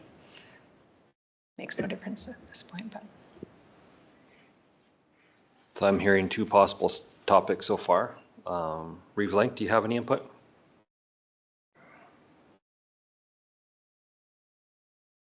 Yeah, thank you, Deputy Reeve Clausen. I would support requesting the meeting In response to Councillor Priest's comments around Bill 18, it was passed and I believe it received royal assent in the spring. Some of the concerns that have been expressed about the multiple bills 18, 20, and I believe 21 that intersect with municipal jurisdiction and the province, and that may have impacts on municipalities going forward. There has been indications from the government that they will be addressing some of the feedback that they have received from municipal leaders across the province through regulation that will come now that the bills have passed. Certainly open to discussing that. We have had some opportunities to engage with the province on those bills, but it might not be bad to provide that feedback at the next convention so that it could be taken into consideration for as the regulations are developed. Thank you. Anything else that we want to discuss with Minister McIver? You put some in here, did you not, administration? There was a couple in here suggested by administration. Administration, through the chair, administration just provided some topics that council may choose to discuss. Yeah. Administration wasn't aware of any super pressing issues by council at this point. One thing that I know has been on council's radar in the past has been section 619 of the MGA, and that would be regarding superseding of the land use bylaw of applications that have been approved by the AUC. So something like a solar field or a wind project, something like that. I know that has been on council's list before. Haven't heard much about it lately. There is some large renewable energy projects going into Wheatland County. Specifically, there's one that's putting about 1,000 acres of solar panels into Goldfinch Industrial Park, and they have their application for the transmission line into AUC right now. I don't know if that's still an issue for council, but it has been in the past. I did just kind of copy and paste the last one. Last meeting that we had with Minister McIver, I think that was on the agenda in 2022 when we talked about it. So I'd have to go back and check the actual agenda for 2022, but that was another thing. Other items, grant funding. The county's been relatively successful with our grant funding as of late, and Minister McIver, his department definitely does review those applications that do come forward. So we've been very fortunate with that ministry on that, so might be something worth mentioning as well. For me, the LPRT one, just on the appeal process, when they're the body, it amazed me how when they go through an appeal, they judging our decision, they can utilize new evidence, and totally, it's like a whole new review of the process, which was shocking to me, being that we didn't have that information to make those things. I witnessed it firsthand. I couldn't believe it. Like, how can you judge us on something that we didn't even know and add new evidence? It didn't seem fair to me at all, at least to the democratic process. So yeah, I have no problem. So we have 2-3 topics to talk about. Is that enough? Do we need to break down further, or can staff just review what we've had discussed here?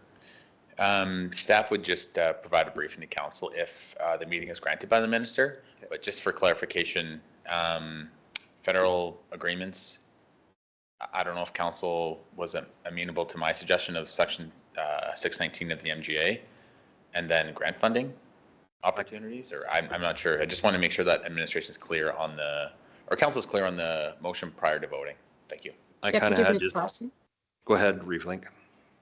Sorry, if I could just add, so I would definitely support the discussion around what Councillor Priest raised, and I think administration had that, or at least that's how I interpreted one of the recommendations around interprovincial collaboration. So that could address bills 18, 20, and 21. I also would like the idea and would support CAO Henderson's recommendation around MGA section 619. And specifically, I think because the province is currently engaging on renewables, it would be a good time to convey our positions to Minister McIver directly. And it might be good to bring that to the next committee of the whole, even prior to the RMA convention, just so that we're really clear on what our positions are. And as well, I wouldn't mind if we could also engage with the minister on some previous resolutions, specifically around housing, and just to reiterate our positions that we brought to the province with the full support of our colleagues in RMA, and just revisit those with the minister. Perfect. So I got interprovincial collaboration bill 18/2021, 619 MGA, LPRT, and appeals and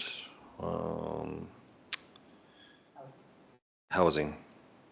I was just with the appeals and put large projects and housing resolutions follow up. Yeah, I would even broaden it just to previous resolutions, and then administration could Previous, okay. perhaps review resolutions that we have submitted.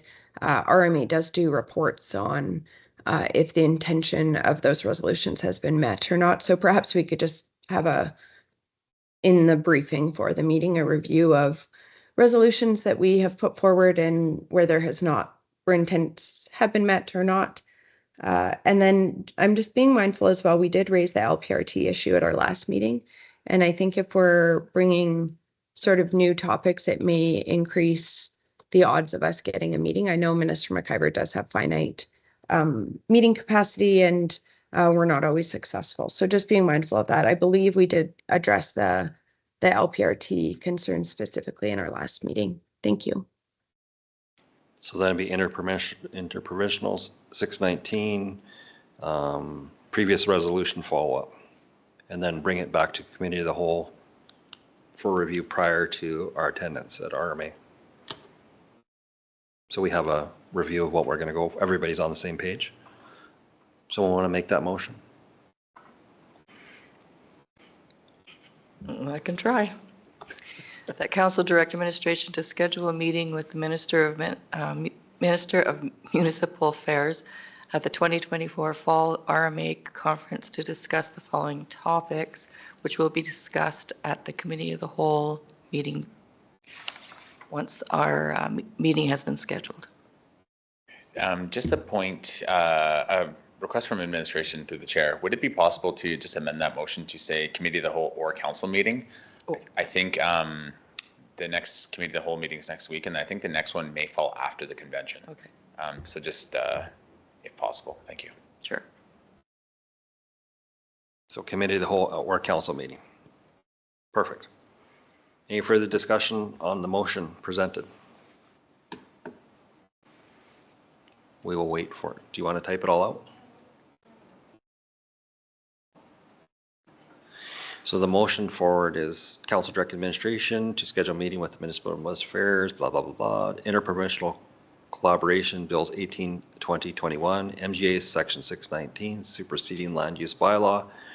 Number 3, previous resolution follow-up, and bring back to a Committee of the Whole or Council meeting for review.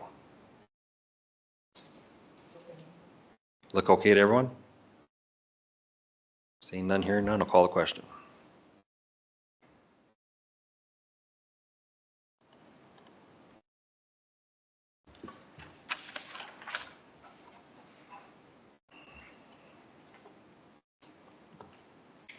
That's carried. Item 7.4, 2024 Rail Safety Week Proclamation. Yes, good morning, Council. Brian from Administration again. On page 123 of your agenda package is the 2024 Rail Safety Week Proclamation. The county has done the rail proclamation since annually since 2021. There was another initiative that we did try to accomplish in 2022, and that was the Look, Listen, Live campaign. Unfortunately, that was unsuccessful. We had to get some permits from the province, and they were not granted. So the proclamation itself is on page 126 of your agenda package. So with a council resolution, we would intend to fill that out and send it in and advertise on our social media. Thank you. Thank you. Council wishes. I move that council approve the Rail Safety Week proclamation from September 23rd to 29th, 2024. Motion on the floor. Any discussion on the motion? Deputy Reeve Clausen, I noticed in the package we have the CN rail proclamation. Would administration be able to just check if there's also a concurrent CP rail? And if we could just notify both CN and CPKC of our proclamation if council supports the motion? So it doesn't change the motion, just some additional follow-up after if the motion is supported by council. Thank you, that makes sense. I see CAO Henderson nodding his head saying yes. So any further discussion on the motion? I will call the question.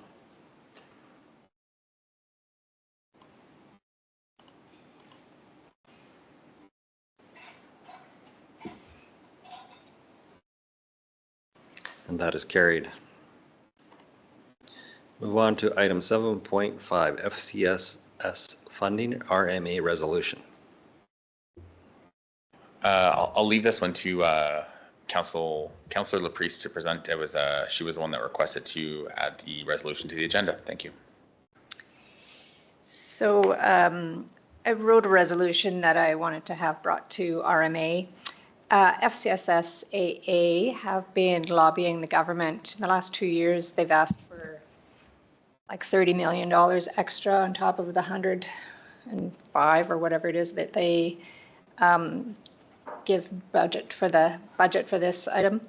I think that our government is not going to award such a large budget increase, but I do think that FCSS plays a pivotal role in keeping people in their homes and doing the kinds of things that lead to kind of healthy living and inclusion in the community. And so I think at the very least, what we need to do is just have if the budget is going to remain flat, then it should at least be indexed to inflation and population change. We're increasing our population so much that the dollars that we get today are doing less and less because of those two things. And so I'm hoping that RMA will support this. So I need council support in order to bring it to the district RMA meeting in September. If there's any questions, I can try and answer. Any questions on for the resolution? I support this, and they haven't had an increase since 2015. 15, yeah. So I'll make a motion that council approve the submission of the Wheatland County Resolution FCSS funding to the 2024 Central Rural Municipalities of Alberta CRMA District 2 General Meeting for endorsement consideration. Thank you for the motion. Any discussion on the motion? Deputy Reeve Clausen. Go ahead, Reeve Link. I wanted to thank Councillor Laprise for her work on drafting this resolution and the work that she did working with RMA advocacy team members just to finalize the resolution. I did bring the draft to the District 2 directors meeting on Friday, and there was general support from the mayors and reeves that were in attendance at that meeting, and no recommendations for any changes. We mainly focused on the therefore be it resolved. It was also noted that Alberta municipalities will be concurrently bringing a resolution forward regarding FCSS funding and indexing, and just a general thought that by having both organizations bring concurrent resolutions, we can strengthen the advocacy for this item. I believe strongly that this grassroots work that FCSS does in our communities in partnership with the province is a highly effective way to address many of the sort of root cause issues that can be costly, but also very challenging for Albertans. And so I really support the work that our local FCSS does, and thankful to Councillor Laprise for her work on this. And I'll be supporting the motion. Thank you. Thank you. Any other discussions? I'll call the question.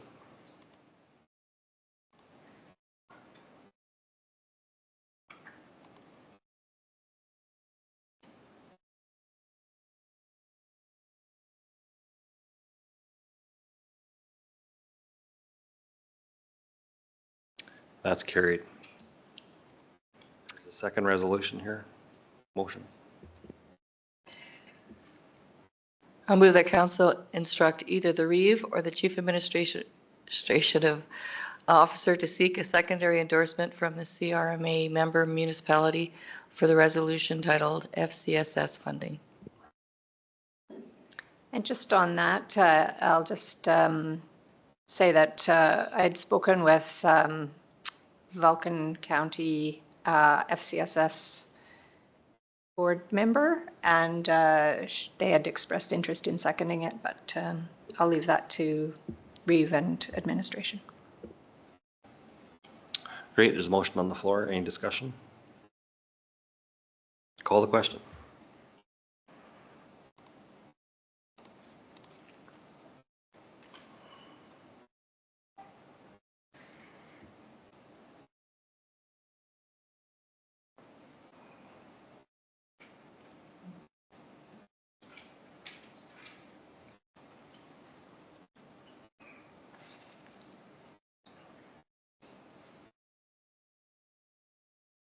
And that is carried. Thank you, Councillor Priest, for all the work on this. It was very well done. And like Amber had said, the meeting the other day with RMA, it was discussed, and our counterparts, MA, whatever, is doing the same thing. So it should carry some weight because everybody's feeling it from all sides. So. Moving forward, 7.6 key legislative dates calendar, July 1 to December 31. Go ahead. Yes, good morning, Council. Brian again from administration. Page 132 of your agenda package is the report. The actual table of the key legislative dates starts on 135. I don't have anything else to add to the report. Thank you. Thank you. Thank you for doing this for us. It definitely is good to know. So, because there's a lot of stuff that comes up fairly fast. Is there anything anybody wants to highlight or anything like that, or just accept?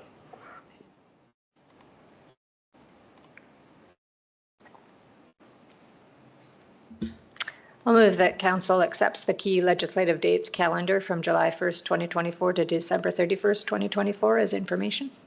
Motion on the floor. Any discussion? Call the question.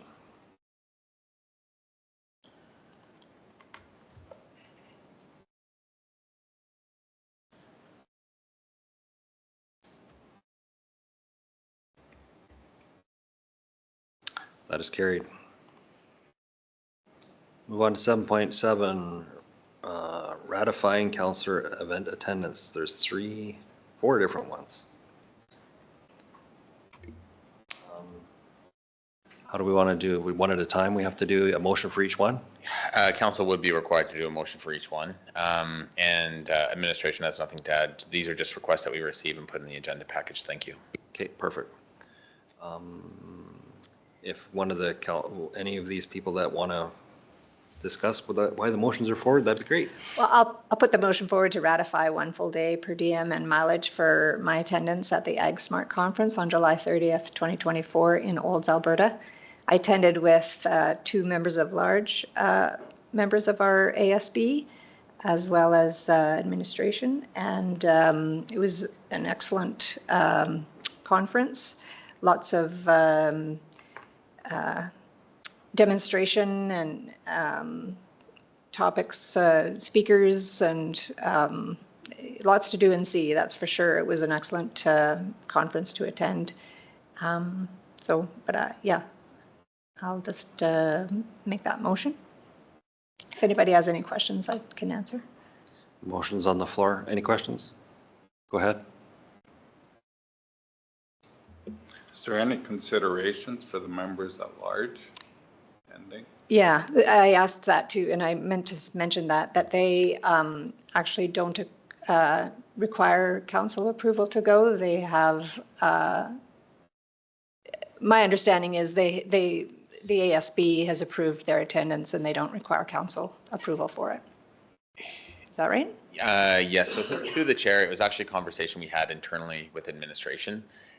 We feel like the ASB bylaw may or could be amended to say if the ASB board can ratify attendance and pay for it. Just because it was a member of council, we decided just to bring it back, just on the safe side for transparency's sake, just to have council ratification for it. Administration didn't think there was going to be any issues, as the ASB voted on, I believe, as well. So we just brought it back here for just the utmost clarity for all of council. Might be a waste of a motion, but at least we'll have it on the record. Thanks. So if the ASB bylaw was updated, could it include Councillor Priest's attendance in the future? The Ag Service Board could look after that. Yes, through the chair, that's correct. It would just, council would just be delegating the authority to the ASB to grant attendance with paid attendance and mileage at various conferences. Councillor Kester asked the same question I was thinking too about the members at Yeah. large, which sounds like it's been handled, so. Yeah, I did follow up on all of that, and I wanted to make sure that everybody knew that they are not having to pay on their own pocket, and I get paid for it. Perfect. Yeah, definitely, I wanted an even level playing field for everybody. No, thank you for that. Any further discussion? And I do think that our Ag Service Administration is going to look at that bylaw to bring it back to a future Ag Service Board meeting to clarify that so that we don't have to do this. I'll call the question.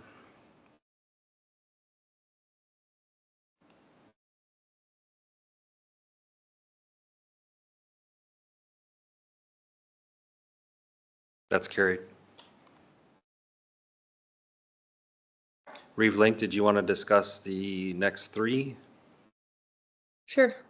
I will move to ratify 1 half-day per diem and mileage for Reeve Link's attendance at the Government of Alberta Stampede reception on July 7th, 2024 in Calgary, Alberta. I will certainly include a more fulsome report with my report at our meeting in September, but this was an invitation from Minister Dreeshen to the Government of Alberta reception. There were multiple ministers and the Premier in attendance, and it was a good opportunity for discussions both with related stakeholders in certainly agriculture, irrigation, the business community, forestry, as well as with those Government of Alberta representatives in attendance. Thank you for that. There's motion on, did you put in a motion? You did? Okay, sorry. Motion's on the floor. Any discussion?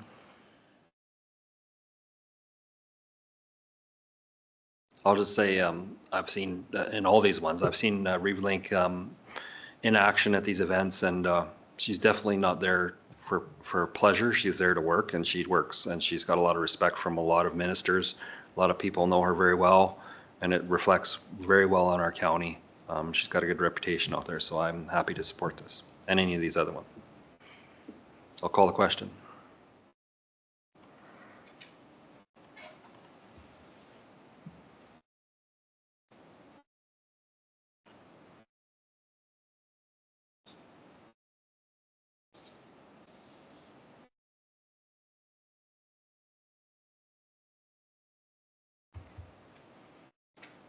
That's carried. Do you want to speak to the next one, Reeve Link?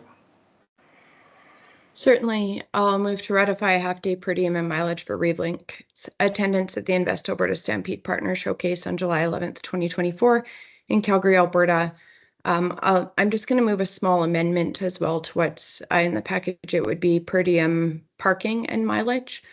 And just to speak to the motion, again, this was an invitation from Invest Alberta, specifically for me to attend on Whelan County's behalf.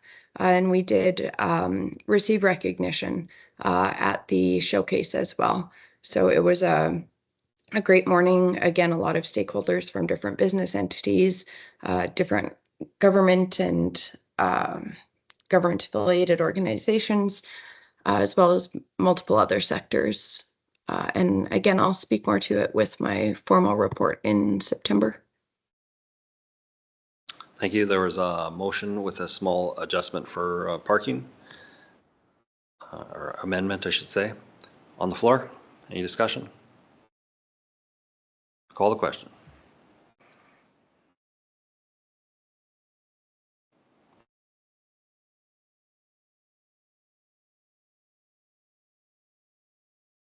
That's carried. The last one is Reeve Link. Did you want to speak to that one too? Certainly. Thank you, Deputy Reeve Clausen.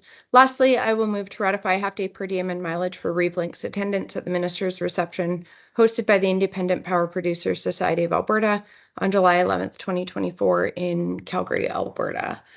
This was a really informative session. Again, multiple ministers and MLAs in attendance, as well as a cross-section of business, both on the power producers side, but also multiple representatives with data centers and some other developments that are on the horizon for Alberta, and if things go well, hopefully for Wheatland County. Thank you. Thank you. Motion on the floor. Any discussion? I'll call the question.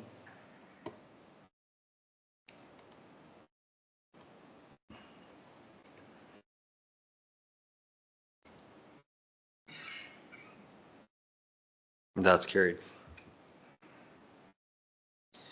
We'll move on to 7.8.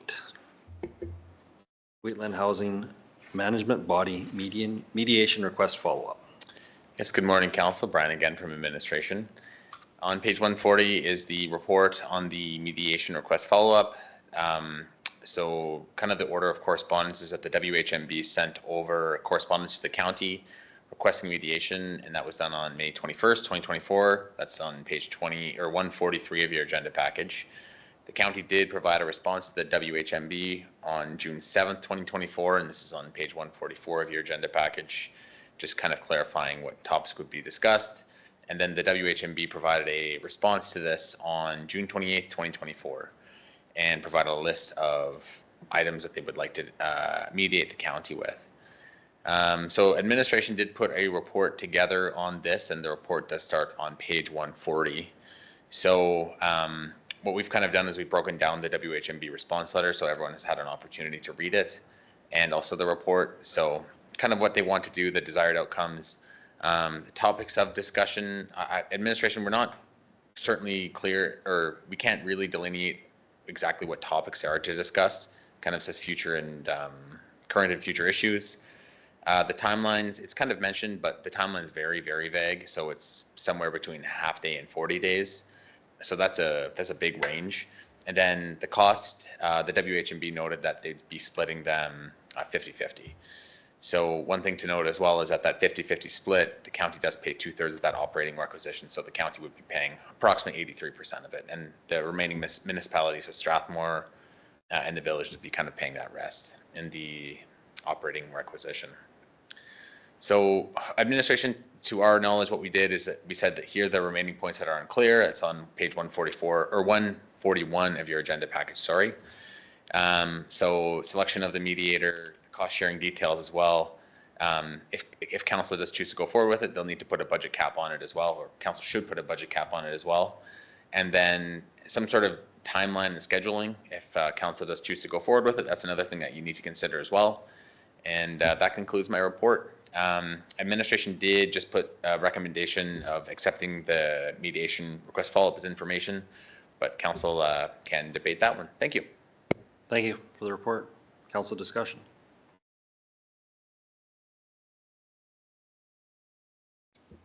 Anyone? So I've been thinking about this quite a bit over the summer, and the fact that there weren't any specific topics that they want to discuss, and they talk about just communication, dialogue, relationship building. To me, that doesn't really speak to mediation. And I've been starting to think that the issues that we have more to do maybe with ideological differences in how you look at spending and project development. I would say that it's really just that our council tends to be fiscally conservative, small c conservative, in the way we do things. And it's just a difference of a body wanting to do a project and us wanting to maintain some control over it. So I don't know that really mediation is the way to go. I'm not sure what the solution is. I've been racking my brain to think of, like, is there a solution? I don't know. Maybe it's just two bodies who, are looking at a project from two different perspectives, and it's okay, maybe. I don't know. Those are my thoughts. Any other discussion? I thought about this a lot too, and I've sat on the board briefly, and you say what you said rings true to me too, and I kind of relate to a different board where there's definitely opposing opinions, and I'll say the CMRB, and they had to actually bring a chair in that wasn't part of it to oversee it, so that the decorum of the meeting was followed in a proper way, and I think that would be probably the best thing that could happen here. Because then it's not anybody that's tied to any municipality, and they're tied to the process. I've been there, and not speaking to any chairs that were at the time, but definitely the process was not followed, and if the process was followed, the meeting would not carry on the way that it did. Personal attacks and things like that would stop. I do not see that mediation will help that at all. I think some training and or bring in a third party chair would help that. Because it's not about the people in the room, it's about a project and about how to get that information out there. And if they're butting heads with people in the room, it's not going to happen, and it hasn't been happening. But we have an organizational meeting coming up, and maybe that'll happen on its own. I don't know, but I think mediation, we've tried it here with in our own internal, and it didn't really work. I've just said my mind, and that's how I see it. I'm just one person. I'm interested to hear anybody else's thoughts. I have one more thing to add, I guess. The other thing that I've been thinking about over the last long time is maybe, and this needs more discussion for sure, maybe a board such as that has such a large project. Like, I think that it's okay to have elected representatives sit on the board when it's just running the business. But when we have a large development, I feel like elected representatives aren't the right people to have on the board. None of us are necessarily qualified as a builder or as a financial person or as a I don't know, like, I just feel like in any other business, when you have a board, you have people sitting on your board who are experts in that field. And so while we all care about it, and while we all try our best to do the right things, I honestly think that maybe this is an issue that needs some RMA advocacy to relook at how housing management body boards are created and managed in terms of the board members who sit on them. So, I don't know. Okay. Go ahead. I guess I kind of see where you're coming from, but someone that's not an elected official isn't a stewardship of the taxpayers' dollars. So yeah, maybe it would have to be, there would maybe be some representative from, but I just think more of that board, like the ministry is doing the right thing and working towards competency-based boards. And I think we kind of have a nod to that, but I don't think it's really answering the question of making sure that a board is qualified to make the decisions they're making. But I understand what you're saying, that representatives do need to come from us because we are the stewards of our taxpayer dollars. And so there's some compromise somewhere in there, I think, where you have a bit of that and the expertise that's required in these kinds of projects. I still think that the resolutions that we've brought to RMA are, I was hoping the province would really look at them, because I really think they're causing their procedures are causing problems with costs. And I wish they would really concentrate on looking at our resolution and start thinking about that kind of avenue, which is out of our hands.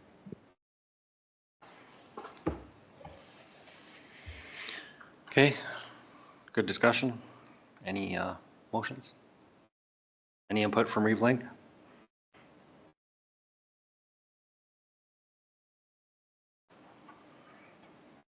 Thank you, Deputy Reeve Clausen.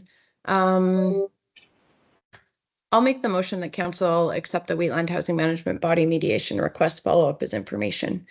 And just to speak to the motion, I support administration's recommendation, particularly, and just building on your comments, Deputy Reeve Clausen, considering the outcomes from the mediation session that council last participated in and reflecting on the return on investment realized from that and sort of the lack of tangible outcomes or results from that.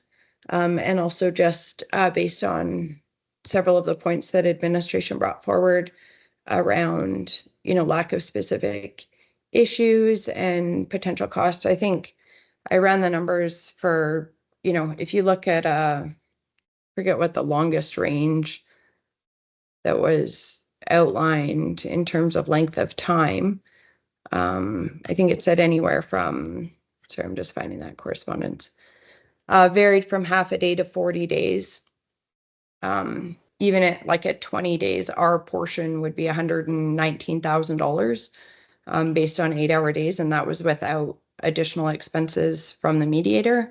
If it went out to something like 40 days, you could be looking at $250,000 to discuss potential issues with the mediator.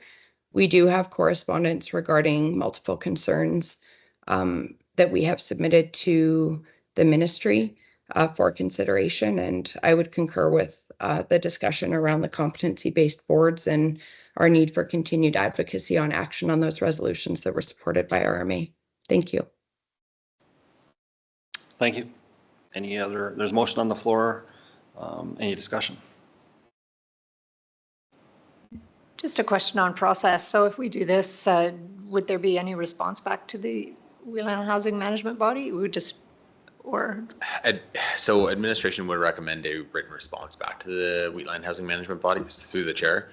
Just to be clear, and if they do want to identify issues, or if council's just flat out not interested, whatever. But I think it would be prudent to communicate it to the WHMB in writing. Thank you. Okay. I'll amend my motion to include and direct administration to convey council's decision to the WHMB. And even in that letter, you could cite this time and date stamp the meeting where the discussion was. I mean, it's instead of trying to put words in our mouth, you can see the words come out of our mouth. Revised motion on the floor, amended motion, I should say. Any further discussion? Call the question.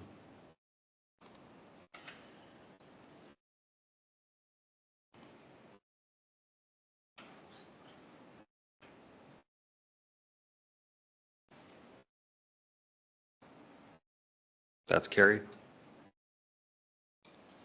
We'll move on to 7.9, letter of support from Wheatland Housing Management Body. Yes, good morning, council. Brian again from administration. On page 146 of your agenda package is a RFD for a letter of support request from the WHMB. And this is for an outdoor recreation equipment. It's under the New Horizons grant. Typically, the county does provide these letters of support.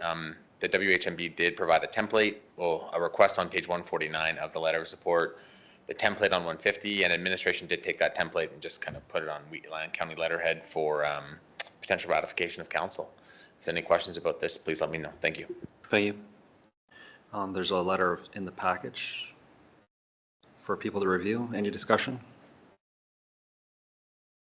I looked at this letter, and one thing that stuck out to me, and I'm not trying to pick out anything, but when it says the last sentence says, "Thank you for your letter of support. We continue to serve our most vulnerable senior population." That's not correct.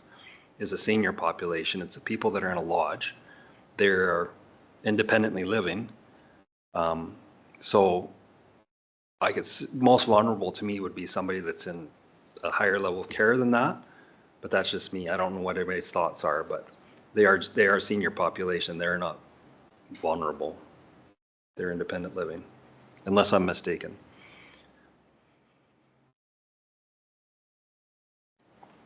I could support a letter, but not having those two adverbs in there. Verb or adverb? Shanna's not correcting me.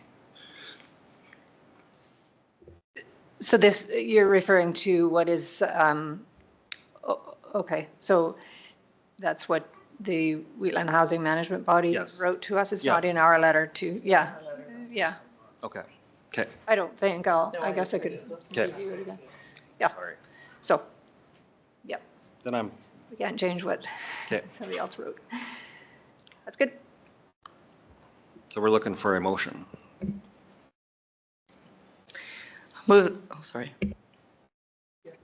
I'll move that Wheatland County provide a letter of support to the Wheatland Housing Management Body for their request. The letter of support that's in the package. That's correct. Support letter for outdoor recreation equipment. Okay, thank you. Motion's on the floor from Councillor Larson. Any discussion? I will call the question.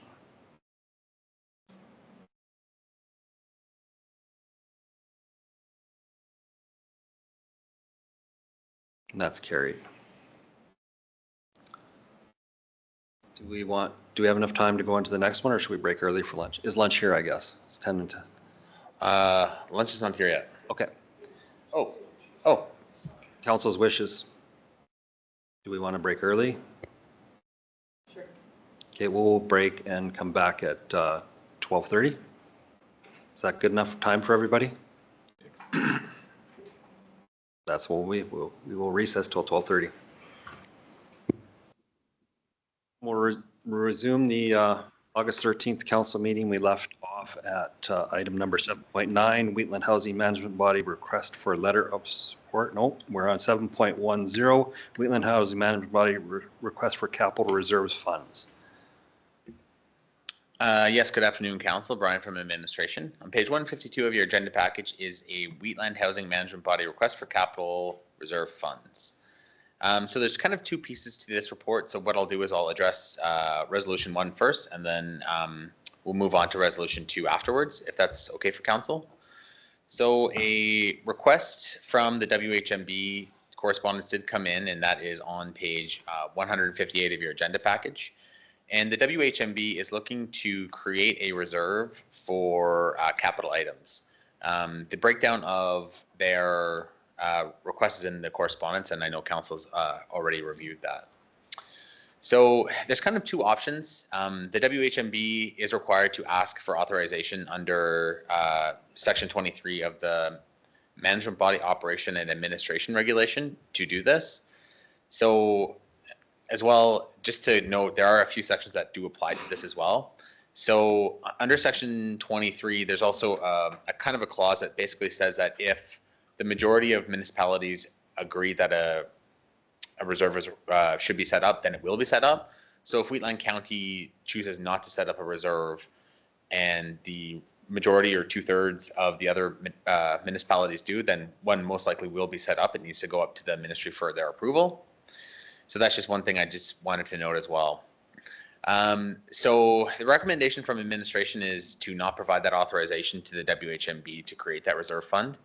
And so we're going to explain kind of the reasons why administration decided not to do it. And then we're also going to provide a rationale if one is to be set up, what that funding amount should look like. So the WHMB has the authority to requisition Wheatland County and the member municipalities for capital reserve items of the existing building. So, and they'll have to do that during the operating requisition that is put forward annually on an annual basis. So by no means would this motion say that they cannot requisition us for it. What this is saying is that administration's recommendation is just to not provide them that cash up front and allow them to kind of create that reserve and just sit with it. Of course, the WHMB can requisition us for that, and that's been put forward by the ministry and clearly to the county that if they requisition us for a capital item on the existing building, the county must pay, which is totally fine. So what the WHMB is requesting is to create a reserve, so kind of forward tax the county residents and businesses, hold those funds, and then just have a reserve fund kind of, and they can spend it as they need to on capital items. So administration's kind of thoughts behind it were that, okay, if the WHMB can ask us for the funding through requisition, the county must pay.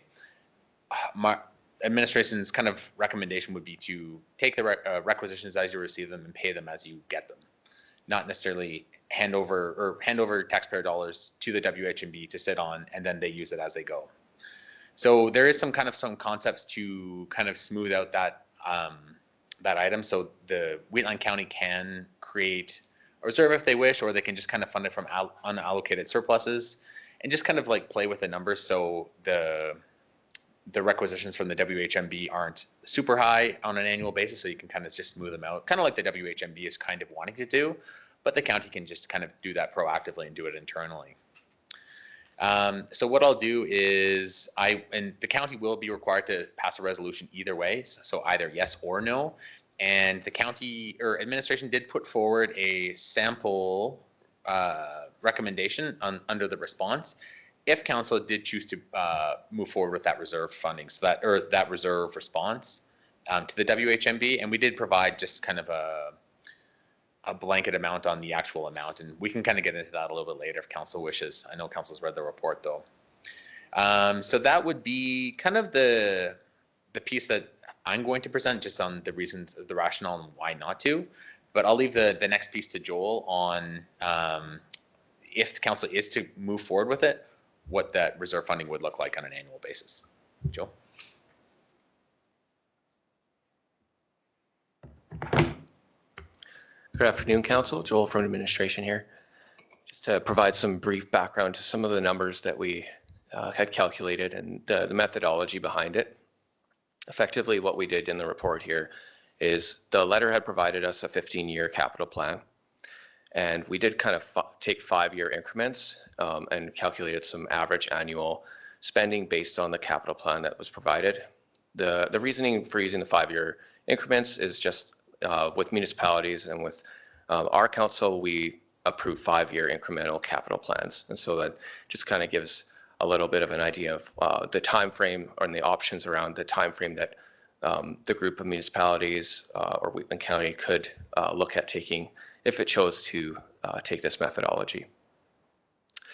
So what we did is the average annual costing or average annual plan amount from the letter based on those 5-year increments. So for example, if you took the 15 years, we added a 10% contingency onto that as well, just to add a little bit of buffer.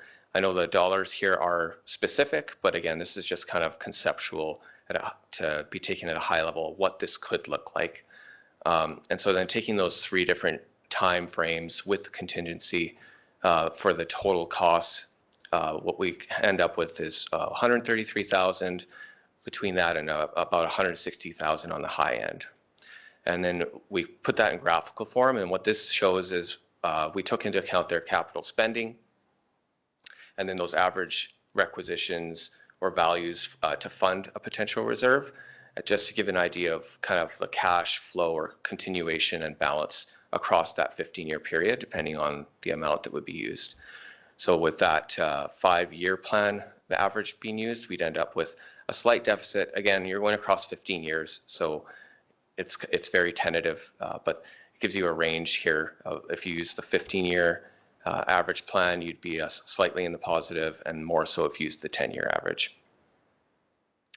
So again, this is just kind of a high-level approach, what that could look like if council or the group chose to proactively fund a reserve with the WHMB. And then to give you an idea we use the current proportion or share of assessment base just to bring that down to the county share as well. So with those numbers in the graph, as well as this table here, the 133 to the 160 range, that's for the complete funding of it from all proportions in all municipalities.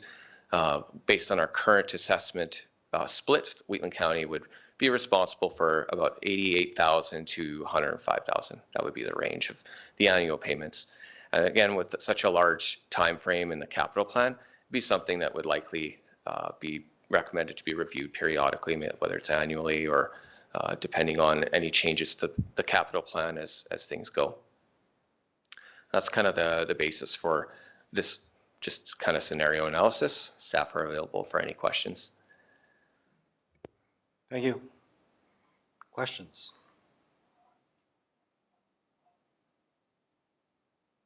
Always quiet right after lunch.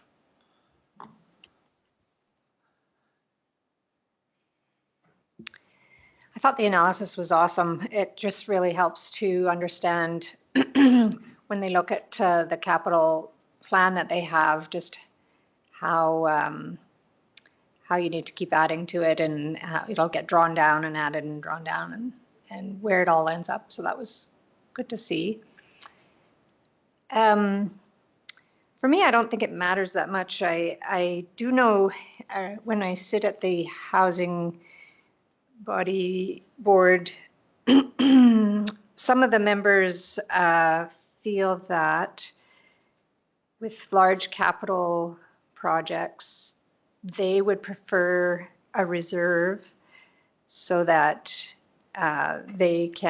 so that there's not big immediate ask for money towards a project. So if the floors had to be done immediately, say, the other partners, Strathmore, Standard, Rockyford, Hazar, might not be able to come up with the money immediately. So that's why I think a reserve is one solution. But I think what I read in one place is that we could, or they could, it's a possibility, create their own internal reserve and then have money on hand when requests come through. So that's not a bad idea, and it's applicable. It could be used by any of the partners. Kind of like that idea. I think for me, it's not really to say that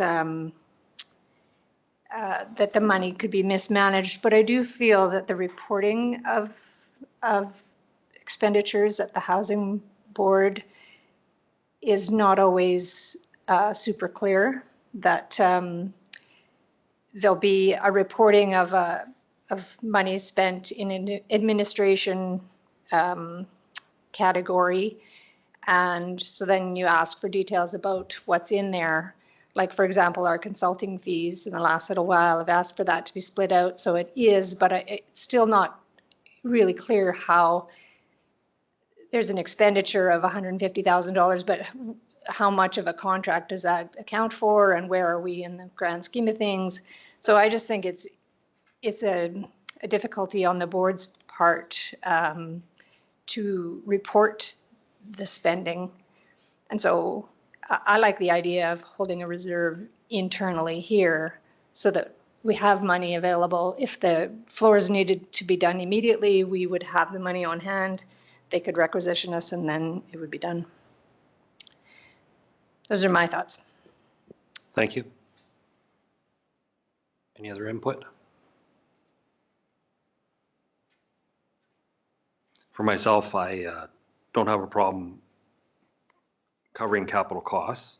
I like the idea of us having the money, and then we get a bill for the actual cost, whatever it is, and we pay our share. I've absolutely no problem with that.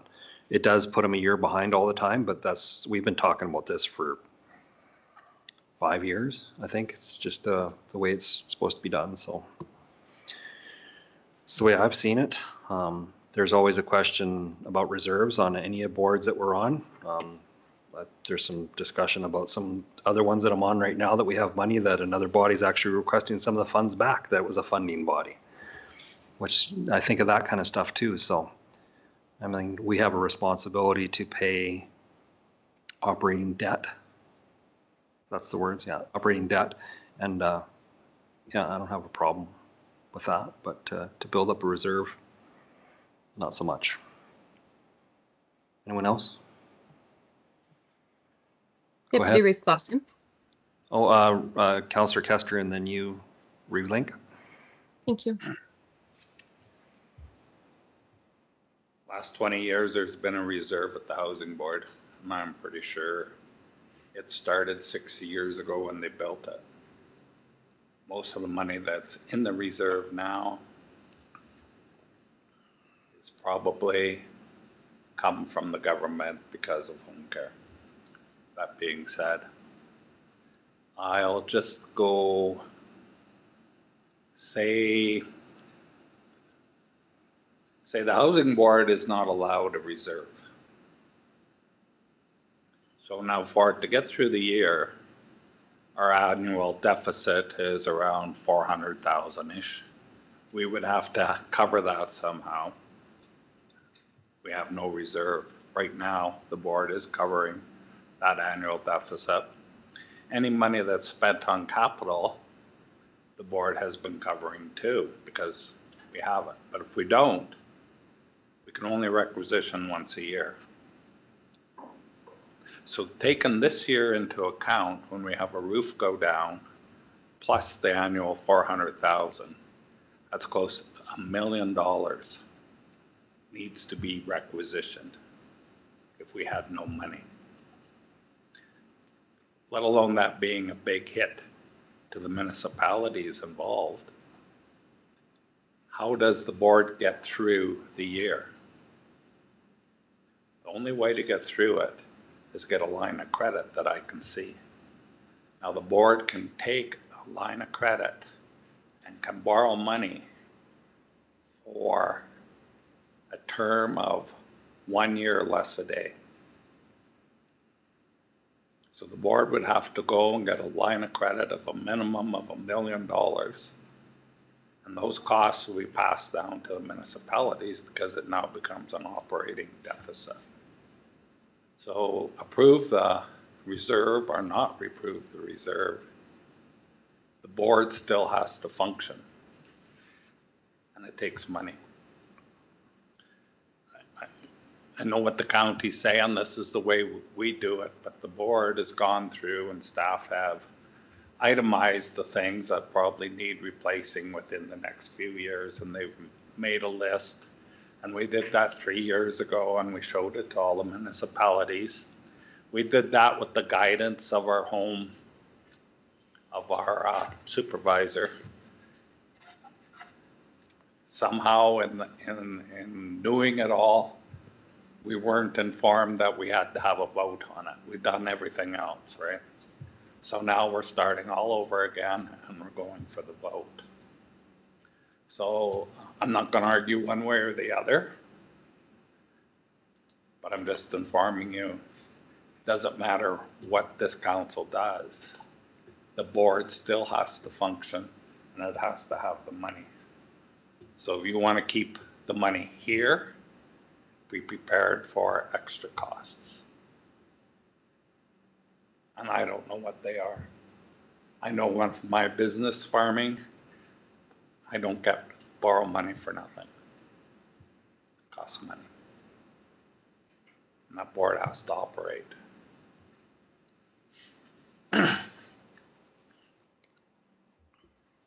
Go ahead, Reeve Link. Thank you, Deputy Reeve Clausen, and thank you to administration for the fulsome report. I really appreciate all of the information that was provided in it. I'm wondering if prior to making a decision on this, we could request a report from the Wheatland Housing Management Body on the historic surplus, what they were used for, and outline how they were created. And then that could perhaps be beneficial in making a decision regarding this.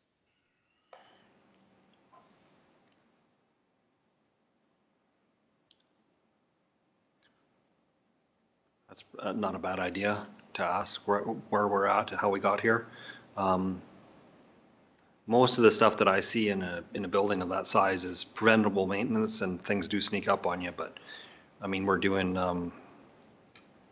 bridge files and everything. We're looking ahead at the county, and I think we should expect all of our boards to do the same. So at least you have predictable expenses. Some stuff, I mean, if something gives way, there's always an opportunity to deal with that in the future. What's council's appetite to having a historical reserve expense? How we got where we are? Is that something council wants to see? Deputy Reeve Clausen, I'll put a motion on the floor that council request administration to send a letter to Wheatland Housing Management Body requesting a report on historic surpluses, how they were acquired and what they were spent on. Thank you. Just a question on that. If that money was not provided by Wheatland County through a requisition, do we have a right to ask for how it was spent? Just want to make sure that it doesn't get, you know. Through the chair, the county definitely has a right to ask. The WHMB may not want to answer. And then, or they could. It's public money. It, you know, kind of just is what it is. Another just item to think about maybe prior to voting on that motion or considering the motion would be to kind of put a time frame in. I think that historical might just be hard to define. If someone were to ask Wheatland County, for example, the last like 10 years, the year 10 to 5 honestly might be very hard to kind of understand and kind of delineate where that money of our surplus or deficit went. For sure, we'd be able to kind of track it down and give a vague idea. It's just historical records sometimes are really hard to get. Not get, but I guess interpret, and it would be a very time-consuming process. Just something to consider kind of when you're voting on it or amending a motion. Thank you. Thanks for that input. Go ahead, Reeve. Yeah, I appreciate that, CAO Henderson, and I was contemplating that. Given Councillor Kester's comments about some surplus funds being generated through home care, I believe I've expressed this previously, but that is concerning to me that the housing management body was turning a profit by facilitating home care for seniors. I don't totally understand that, but some information on that would be good. I don't know the time frame of that. And then my understanding is that any reserves that the board had created, and I believe I went back historically in legislation, I believe this has been in the Housing Act historically. So I don't think the board would have need to have been informed of the requirements around creating a reserve. I think that they would have had a governance responsibility to understand the legislative framework that they operate under. And so I believe at the time to create a reserve up until the last legislative change where it shifted to this voting structure. And that's a whole other issue that I believe we need to advocate to the province for. But prior to that, any reserve creation required ministerial approval. Those historic acts are available and that could be verified. But so I guess I'm challenged to put, and I did contemplate that, but I was challenged to put a timeline on when surpluses were acquired or reserves were created because I wasn't sure of the timeline for that home care contract where Councillor Kester is contending the majority of the surplus came from. And just in terms of the question around the right to ask this, I think this highlights another issue with housing management bodies in general, in the fact that municipal councils appoint elected officials to these boards, but there is a challenge with transparency and accountability to the taxpayers that pay the bills. And so my hope would be that there would be a high degree of transparency and accountability regarding these tax dollars, whether they were provincial tax dollars through a home care contract or municipal tax dollars through over-requisitioning.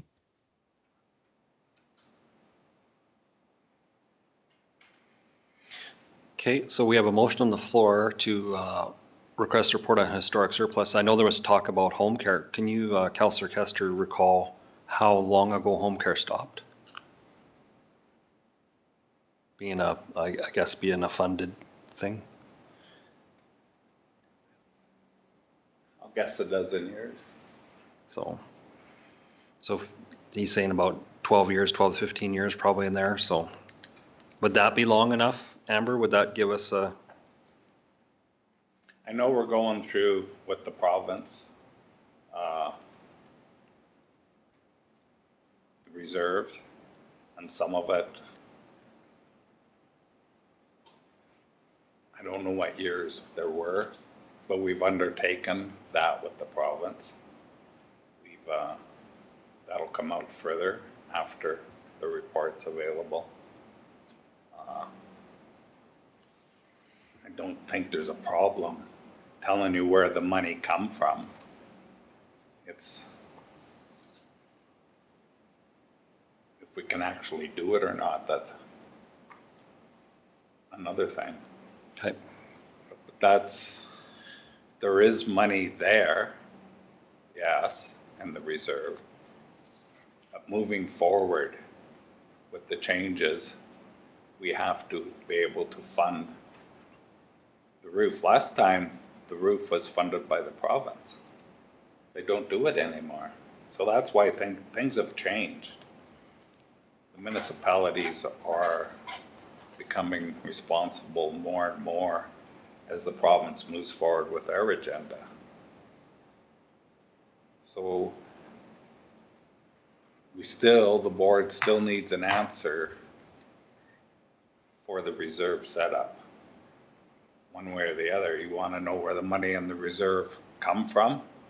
I can ask staff what they determined when we had the province down, but that still isn't the answer to the question.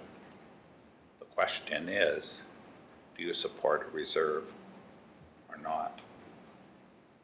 And if it's the majority of the 5 municipalities, 1 vote per municipality will determine if we get a reserve or not, and how we function into the future.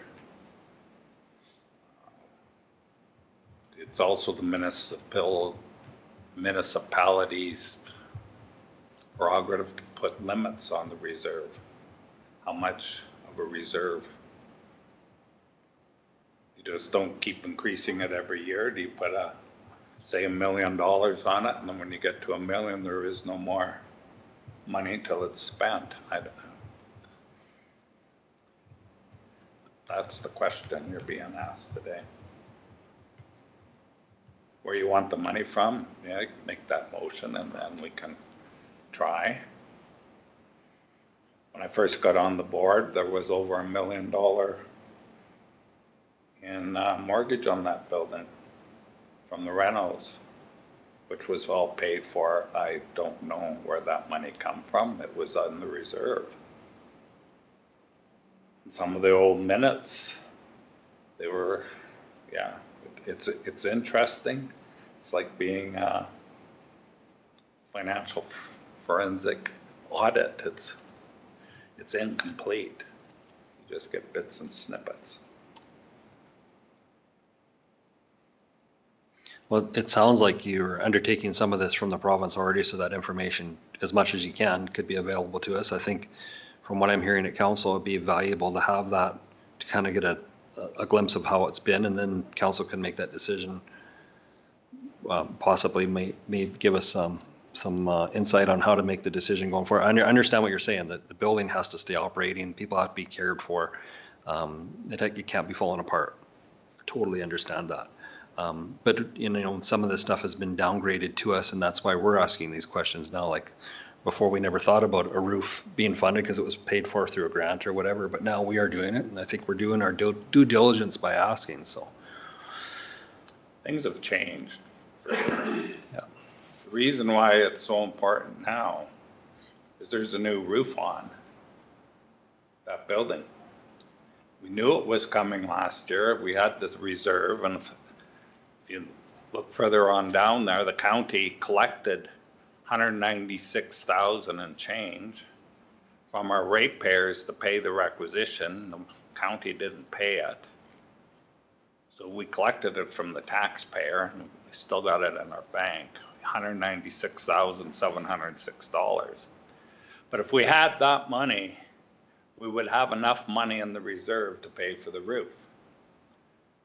Now, all that money that we've got in the reserve is in question. The municipalities ask for it back, which they can. How do we pay for the roof? The roof had to be done. We can't requisition. We won't get any requisition money until almost a year from now, next June or July. So that's the pickle we're in right now, today. When we started this, we thought everything was okay. The reserve was paid for 2 years. All the other municipalities paid up to 3 years. We showed everybody our budget, why we're doing what we're doing. That was all done. We just didn't not ask for permission, a vote on the matter. And it wasn't presented to us. We didn't, at least I didn't know about it till just recently. But at any rate, it doesn't change the fact there's a roof needs being paid for. A question to administration. Do you know that that's true, that if we don't vote to approve a reserve, they can only requisition once a year, and so if there was an emergency, something needed to be fixed right away, they would have to wait until the next requisition period to recover those costs? Could they do an emergency requisition if, say, the boiler went out or something? Through the chair. So the term requisition and contribution really need to be delineated in this conversation. So maybe back up to one point when it was noted that the county collected tax funds for the requisition. That is true. But between us collecting those tax funds and us paying the contribution, which was called a requisition, administration understood that was the process in place was improper. So administration doesn't have the authority to distribute funds without a council resolution. So if we thought it was legislatively required, which using the term requisition, which is still kind of in this document, so even if you go to page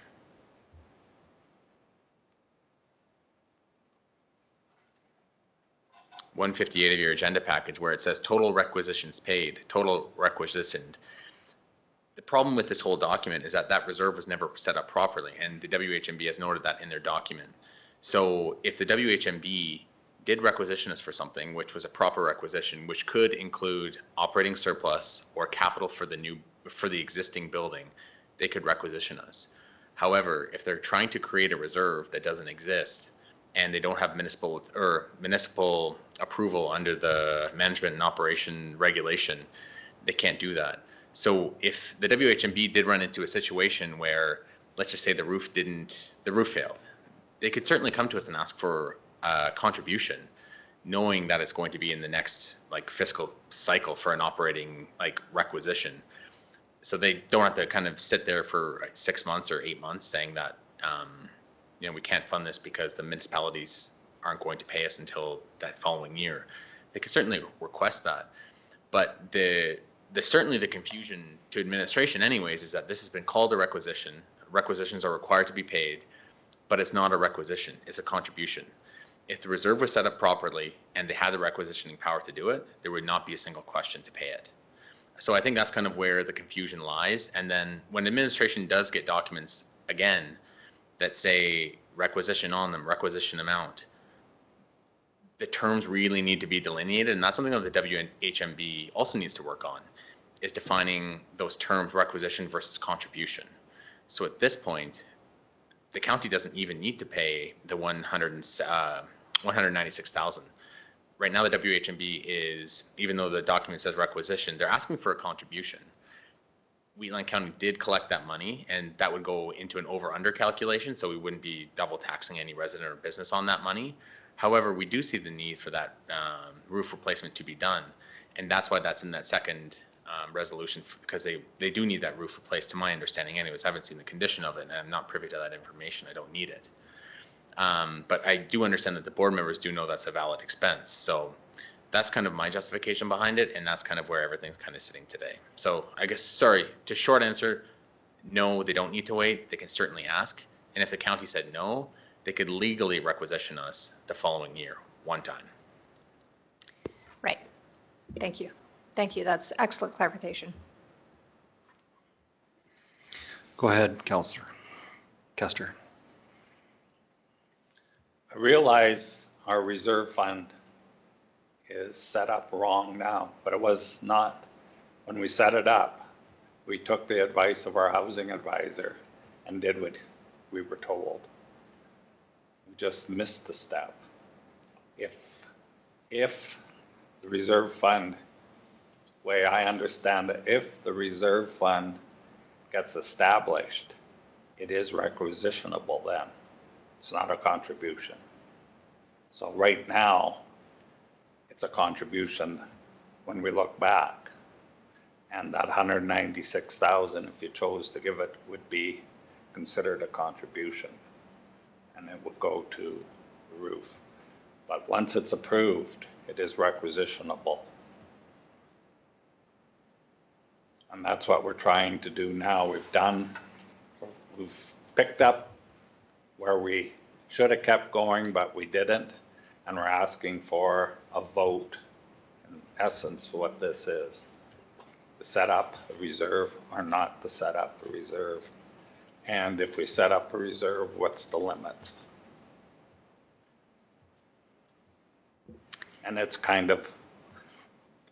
it's important, yes. But the contribution is still important too, not only for this, but for the municipalities as a whole. Got any more questions otherwise?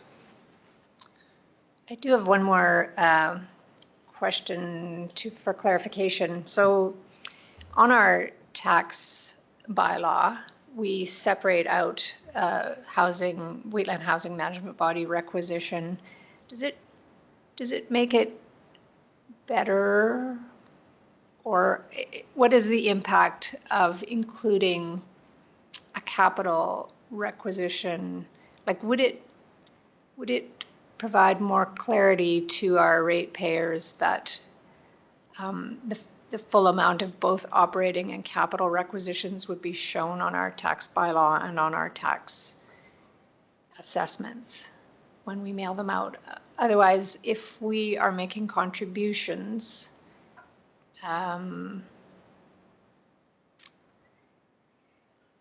is it as apparent to ratepayers? I guess I'm thinking about if we approve a reserve, then it is requisitionable, then we can identify it to ratepayers more clearly. And maybe we could approve the formation of the reserve fund with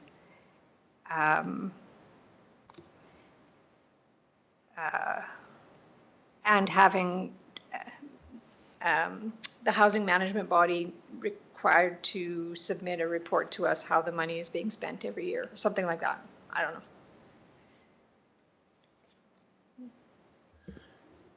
So through the chair, there is a section in the MGA that talks about the contents of a tax notice. I'd have to read over it very carefully. Administration personally, I don't know if it would provide much value to a resident, whether there's a capital reserve or operating deficit from the WHMB or housing body on it. I just don't know how much value that really provides. Council would probably know this just as well as I would, but I would think of when someone receives their tax bill from the county, they probably don't look at the municipal mill rate, they don't look at the WHMB mill rate, they don't look at the education mill rate, which would be 20 times higher than the WHMB mill rate. But I think they all ultimately just look at the total bill. I guess that would be a conversation for council to have at some point, as long as you're in line with section 334 of the MGA, which I have to just take a look over right now, but there's a section that you can really kind of consider it. The nice thing is we don't have to put the tax notices out for another 9 months, so we have lots of time. I agree with you. I think people don't normally look at this stuff until it becomes a question where in the public, it's, like look at your tax rate and see how much we're spending on this and that and whatever. I just think, and especially if we're contemplating, as we currently do, operating, and if we have this capital reserve, and if other bodies were looking to us to fund other kinds of housing, you might want to show that it's starting to really accumulate and become a really large number. That was my thinking on this idea. So through the chair, I believe our notices right now have the Wheatland Housing Management Body amount on there, so that will be on there. So right now, if a reserve wasn't set up, that full amount would still be in there. And if not, it still would be on there either way. So the total collected from the requisitioning body would be included on our tax notice. Councillor Kester? Yeah, that's what I was going to say. Ever since there has been a requisition, it's included capital. It's always been there. So when the board was informed about the condition of the roof, that was a lot of money. So that's when we decided we needed a reserve. Staff got a hold of the housing advisor and said, how do we get this reserve thing going? And we set it up the way we were asked to do it. We just didn't get it completed. So it's always in there. And if we don't have the reserve, next year your tax bill is going to be double what it was the year before because of the roof, and then it'll go down till something else big comes along. But the little things will always be there. Replaced by one thing or another. Deputy Reeve Clausen. Go ahead, Reeve Link. I can wait. Go ahead. I was just going to bring us back to there's a motion on the floor from yourself. Kind of we're going off topic. We should probably deal with that motion, and then this other stuff has to do with what's coming up. Unless you have something different. Just a point of clarification. Could we just get clarification, 2 points? If all current surplus has been already spent, and just some expanded information on what work the Wheatland Housing Management Body Board is doing with the Government of Alberta on reserves. I know, Councillor Kester, you alluded to it, but if you could just provide us some more information regarding that.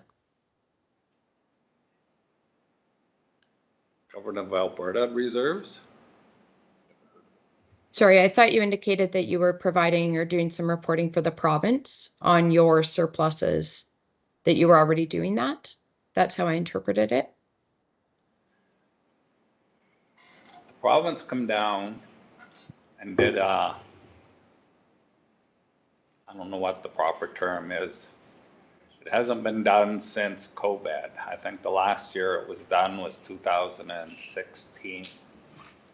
But they come down and they look at the housing board, everything, policies, bylaws, governance issues, minutes. And that report is done, but the board hasn't seen it yet. So it's not public till the board sees it and accepts it. It is done. When it is done, if it's up to the board, they can make it shareable, and I'll take that request to the board. So I can't tell you really what's in it, but there was a lot of work done already, and it's completed. So that is shareable, or it can be shareable if the board agrees to it. But I can't tell you what's in the report until the board sees it.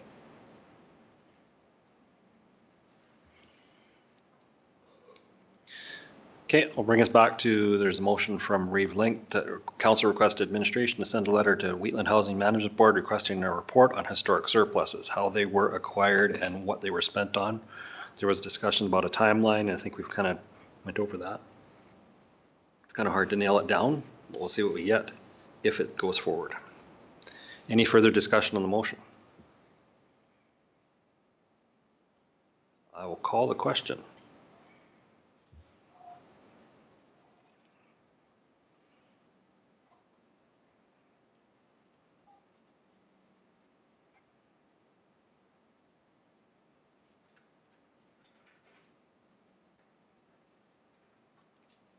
And that's carried.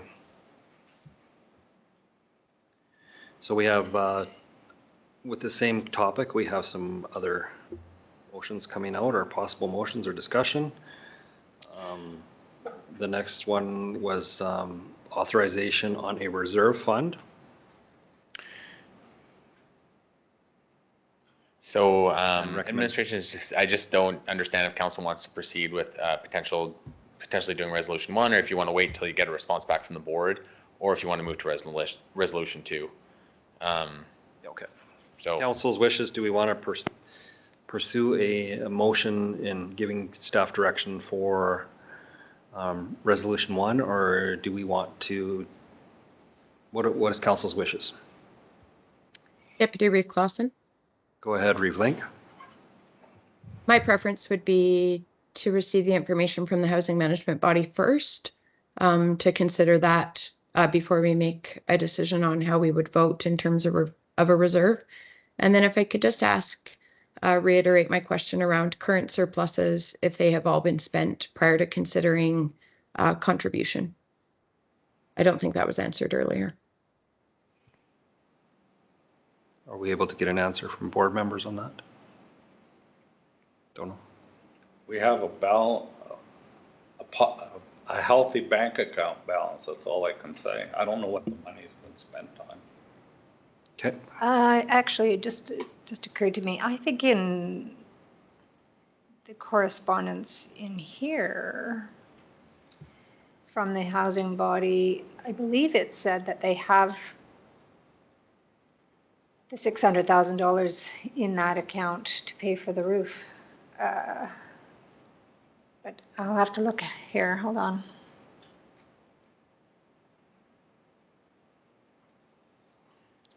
Where did I see that?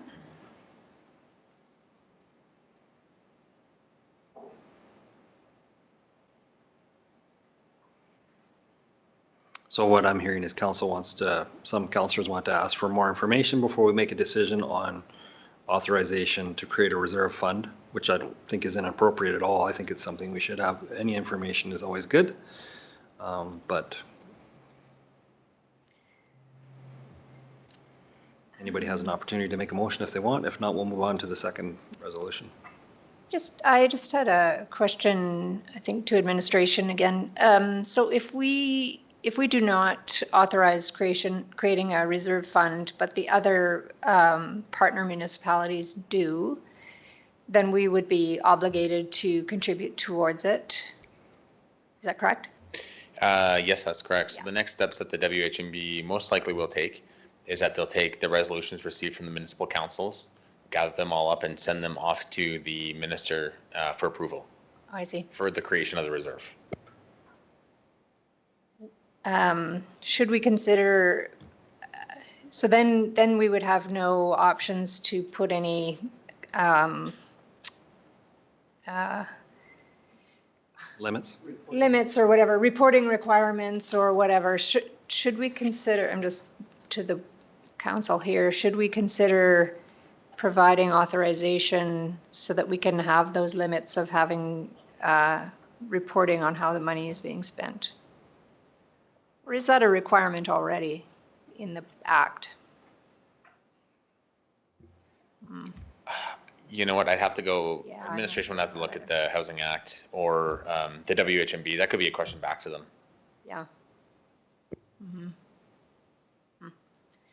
Just trying to think of how to make this so that we are satisfied with how the money is being spent. But yeah, I don't know. There's still time, in my opinion, to get some information back to us. This reserve will be created for next year. That's true. Yeah. So I don't see it. We're not pushing timelines here by any means. We have time to get that information and get back. I think the biggest question is the next resolution, whether or not we want to contribute to the capital portion. I think that's probably the board's most pressing issue right now. That's just my opinion. Reeve Clausen. Go ahead, Relink. I'm torn on this just because I'm hearing conflicting information. I'm hearing from the board chair that a loan would be required if we don't advance these funds. And then I'm hearing that there is a healthy bank balance for the WHMB. So I'm wondering if we could just get some clarity regarding the need for the contribution now, or if the housing management body does have the funds for this current capital maintenance item. If we could just get a little bit more clarification around that, please. Can't provide any more Please use your. I'm not in charge of spending money. Could you use your microphone, please? Just sorry. That would take a board motion. And the board hasn't made any motions on that. Did you hear all of that, Relink? I did, and I was just reviewing the correspondence as well. Councillor Laprise, did you see anything in the correspondence about immediate requirements for funds? I didn't see it on my second review. But. Sorry, I was looking too to see where I thought I had seen, but I can't find it in the correspondence, so I must be mistaken. I don't in any way want to create a challenge for the housing management body to pay a bill for work that's already been done if they don't have the funds for that work. But I'm also just mindful of the issues that this council has had historically with transparency and accountability for these tax dollars. Our next council meeting is scheduled for September 3rd.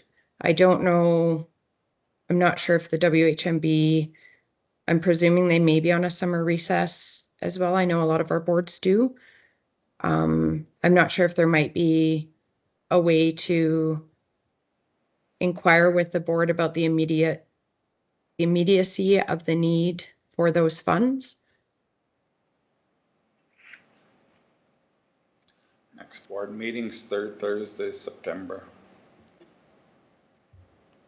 And actually, I found what I was looking for, but it doesn't actually, it doesn't say what I was thinking. It said on point number 3 on the letter from the Wheatland Housing Management Body, point number 3 under the purple table, says, would your municipal council consider Wheatland Housing Management Body's request to use the current money set aside in the Capital Reserve Fund to pay for the roof replacement?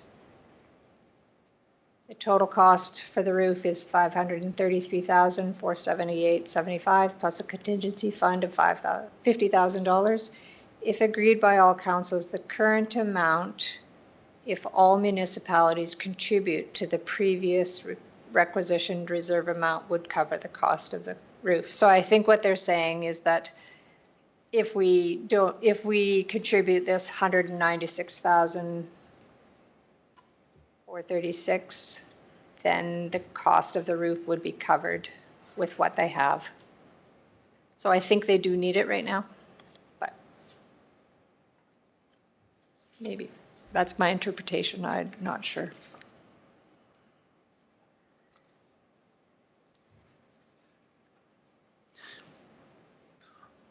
I'm just wondering with this, we have 3 representatives here that sit on the board, and I'm wondering if next time we get things like this, maybe we should have the CAO from the housing, or somebody from the housing board here that could answer these questions. Yeah. Probably that's in operations. That would be typical for most boards, I think, that I've seen.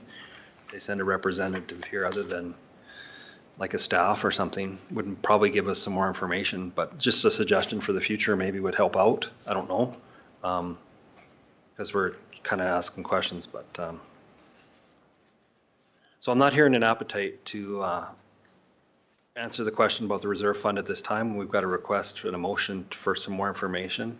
I'm going to move forward to resolution 2 there. We're talking about administration to pay for contribution request to the Wheatland Housing Management Board in the amount of $196,436. I'm going to say based on actual costs for the purposes of funding the roof replacement as outlined in the letter. So there's an ask there for that. I don't know if anybody wants to put that motion forward so we can discuss it. There's a question of how much is in the reserves right now, which we don't know, if it's being utilized or not utilized. Go ahead, Councillor. I was just going to make the motion to see where it goes. Okay. That council direct administration to pay 2024 contribution request to the Wheatland Housing Management Board in the amount of $936,436 for the purpose of funding the roof replacement project as outlined in the WHMB letter. Motion on the floor. Discussion about the motion. I'll be supporting the motion because I believe in the letter it indicates that they require this money to pay for the roof, that they don't have excess money beyond this. Thank you. Councillor Eichert. Is there any way we can find out what, I've been told that they have lots of money to cover this, we don't need to do this. Like, this is why we need an internal fund evidently, because there is no transparency with the Wheatland Housing Management Board. If they need the roof replaced, if this $196,000 is required for the roof replacement because they don't have any money, they've spent the 1.5 million that they had in reserves, as cash reserves when I was on the board, then that has to be pointed out. So I am looking for transparency from the Wheatland Housing Management Board to where what it is. So here I am, I'm being forced to spend $200,000 today on money that may or may not be needed. If it's needed for the roof repair, I'm 100% behind it because the roof was replaced. This should never happen like this. There should be information out there. There should be transparency that we know where everything is. And it's sadly lacking in this operation.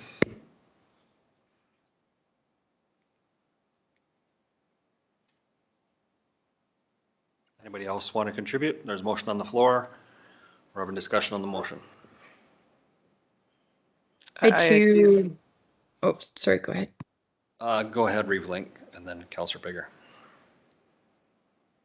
I too am struggling with this motion, just due to the lack of information and the challenges we have had with transparency around expenditures historically. I was just looking at the 2023 audited financial statements, but obviously as a council, we don't have access to current financial information unless Wheatland Housing Management Board members could report it. I would assume it would be a part of each of your board packages and would be reportable to the council, provided it's in a public board package. I suppose we could see if one of the board members has that available and we could analyze that. The Housing Act has been clear about reserve creation since the inception of housing management bodies. I believe historically it has always required ministerial approval to create a reserve. To my knowledge, I don't believe our housing management body board has gone through that process appropriately. And so to my knowledge, even using the terminology of a reserve is inappropriate because I don't believe a reserve has ever been created by this board. My understanding is surpluses have been collected. It's challenging with the access to the information that we have to determine how those surpluses were generated. I do believe that there were municipal funds that were contributed as requisitions to the board, but as we have been outlining for, I think if I go back in correspondence, for sure back to 2021, potentially back historically beyond that, concerns about the requisitioning process that this board has used to Wheatland County and our taxpayers. This has been an ongoing challenge. The legislation has been clear. It was changed under a previous minister to require municipal approval. That process was not followed through, and I'm concerned if funds were spent that the board does not have the funds to pay. And I'm struggling with that. This should have certainly been done prior to a large capital maintenance project such as this. If the board does not have the funds to pay that, it's concerning to me that they authorized the work to be done without the funds in place to pay the bill. If the funds are in place to pay the bill, I'm struggling with further contributing Wheatland County tax dollars when we've had zero answers on how those reserves I just did it, on how historic surpluses to the tune of, they have been quite large. I can't verify the $1.5 million, but I know Councillor Eichert sat on the board for a long time, and I would trust that it was in that realm. And we have had zero answers in how that money has been spent, despite repeated requests for transparency. So I'm struggling on this motion. Councillor Bigger. I'm curious, point of order, what, can I change my motion to a notice of motion for the next council meeting, September 4th? So through the chair, you can withdraw your motion. I guess, let me just take a look at our agenda. I feel like we were putting in a section for notice of motions. Just not sure if it's in there. Oh yes, we skipped over it. It was number 2. It was right after the bylaw on public readings. So technically we've missed that section of the agenda, but I don't know if we called for it. So we just have to do a withdrawal? Well, you could do whatever you want with your motion. You can vote on it. You can leave it on the floor. You can table it to a future meeting. I feel like we should take some time with this and see if they can answer us back with some questions before I make the motion. So I'm going to withdraw the motion. Motion is withdrawn. Councillor Kester. I think we're on the right track. You've directed writing a letter to the board asking about the reserves. I think that's probably the first time a motion has been made and a letter being sent asking individual councillors that are representative on that board on money that's there or how is it being spent. Those are board decisions. You can't ask individual councillors for that. So we're on the right track of actually sending a letter to the board and asking questions. That hasn't happened before. These are board questions. And if they have money sitting in the bank, how they spend it is a board decision. I think we're on the right track. Yeah. Asking that. This council has no authority to spend that money. Okay, so what I'm hearing is a motion withdrawn. Doesn't seem to be a desire to put a motion forward. That still leaves these 2 items unanswered. One more thing. So if we don't have a board meeting till end of September, it'll be October before this comes back. And then pretty soon it's the end of the year and year end's done and we won't know anything about a reserve policy. I don't know if what the timelines are. I'll have to think on it. But me personally, as a personal note, I think we should vote on resolution 1 just so the board knows which way they have to look at doing future business. I can understand curious about what's in the bank account. You've asked the board that, but you won't find out till October. And pretty soon to your thing, we're not in a time crunch. Pretty soon we're in a time crunch just because of meeting days.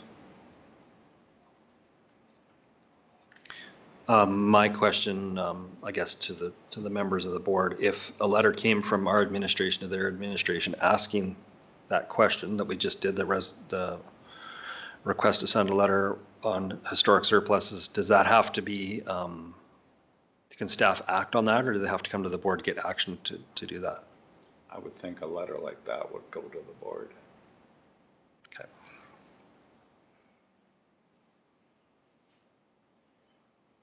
I would, Deputy Reeve Clausen. Go ahead. I would certainly prefer that we not be rushed on that decision. I think we need to make a decision with all available information in terms of it being drawn out. If the Wheatland Housing Management Body Board responds in a timely manner once they meet in September, our council can review the information that's provided. As was previously discussed, this would be a reserve that would be actioned on the next requisition cycle, which would be following the closure of the Wheatland Housing Management Body financial statements. I believe your financial year end is the end of March, and then you would need time for your audit. So I think we have several months to address this, and to rush a decision without complete information, I don't think is appropriate. And this December. Anyone else? For me, I feel like we need to resolve resolution number 2. I think that I'll make the motion that council directs administration to pay the 2024 contribution request to the Wheatland Housing Management Body in the amount of $196,436 for the purposes of funding the roof replacement project as outlined in the WHMB letter. And I say that because we are asking for details about the surplus money that they have and how much is there. If we contribute this money, they pay for the roof. If there's money in their surplus account, then we'll decide about the reserve fund going forward based on that. But I would rather they are able to pay a roofing bill if they have one that they don't have the money for. And I agree, Reeve-Link, that the management body should not be spending money that they don't have, but that's not on the roofer, I guess. I would like that contractor to be paid. Okay, there's a motion on the floor for resolution 2 for payment of the roof project, $196,436.00. Any further discussion? I'll call the question.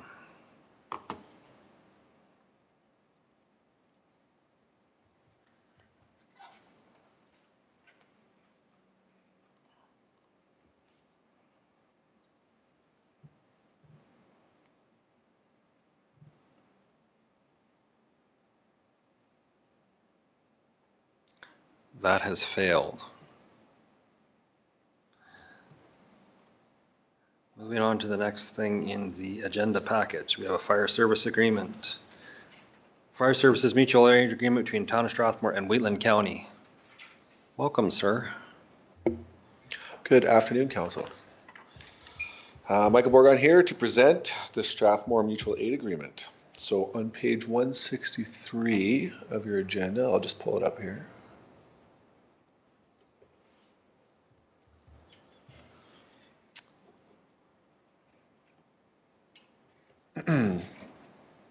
You'll find the report. So on December 19th, 2023, I presented to Council, and Wheatland Council approved the mutual aid agreement at that time with the Town of Strathmore. The approved document was sent to the Town of Strathmore for approval in December of 2023. The town reviewed the mutual aid agreement and amended the agreement with the following changes to Schedule A. 1, they changed the word manpower to personnel, and 2, this is really the only change in the document, was to change the initial wording. There will be no billing for fire services between parties unless the event escalates to a provincial disaster. Then the billing will be charged out 100% of the actual cost as long as provincial funding is available. That's what we presented to them. They changed it to read, there will be no cost recovery between parties unless the event or events escalates to a jurisdiction declaring a state of local emergency, or the province of Alberta declares a provincial disaster response where the jurisdiction qualifies for disaster recovery funding through a DRP application. So these textual amendments, they do not affect the intent of the agreement whatsoever. If it does escalate to a SOL, essentially that's what they added in there. We had it just so that if there was a provincial disaster, it escalated, there was funding available, then we would bill. They're saying also if it declares a SOL, either way, so if the town of Strathmore declares a SOL or we declare a SOL, then there would be some billing between two parties for fire services. That's what they added. I will just quickly also present where we're at with the rest of the mutual aid agreements. So again, back in December 2013, we came with our agreements that you all signed as council. So the town of Strathmore has come back with theirs. The city of Chestermere, it's signed and completed. Rocky View is signed and completed. Neho County is signed and completed. Starland County is signed and completed. The County of Newell is signed and completed. Vulcan County is signed and completed. So those were with the initial ones that we presented. There are 4 municipalities that we're still awaiting. So the MDF Foothills, they've recently gone through a new chief, so they've made some changes to that. So I will be requesting that they bring it to their council. They can make the changes and we can bring in the signed copy through council.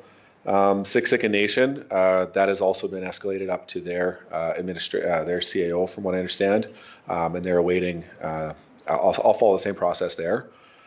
Special areas, because they're a board, it was a little bit more difficult for them to get it approved. So they've sent that to their legal department. I'll follow that same procedure as well. As soon as they bring it forward and have theirs signed, I'll bring it to you guys to council for approval.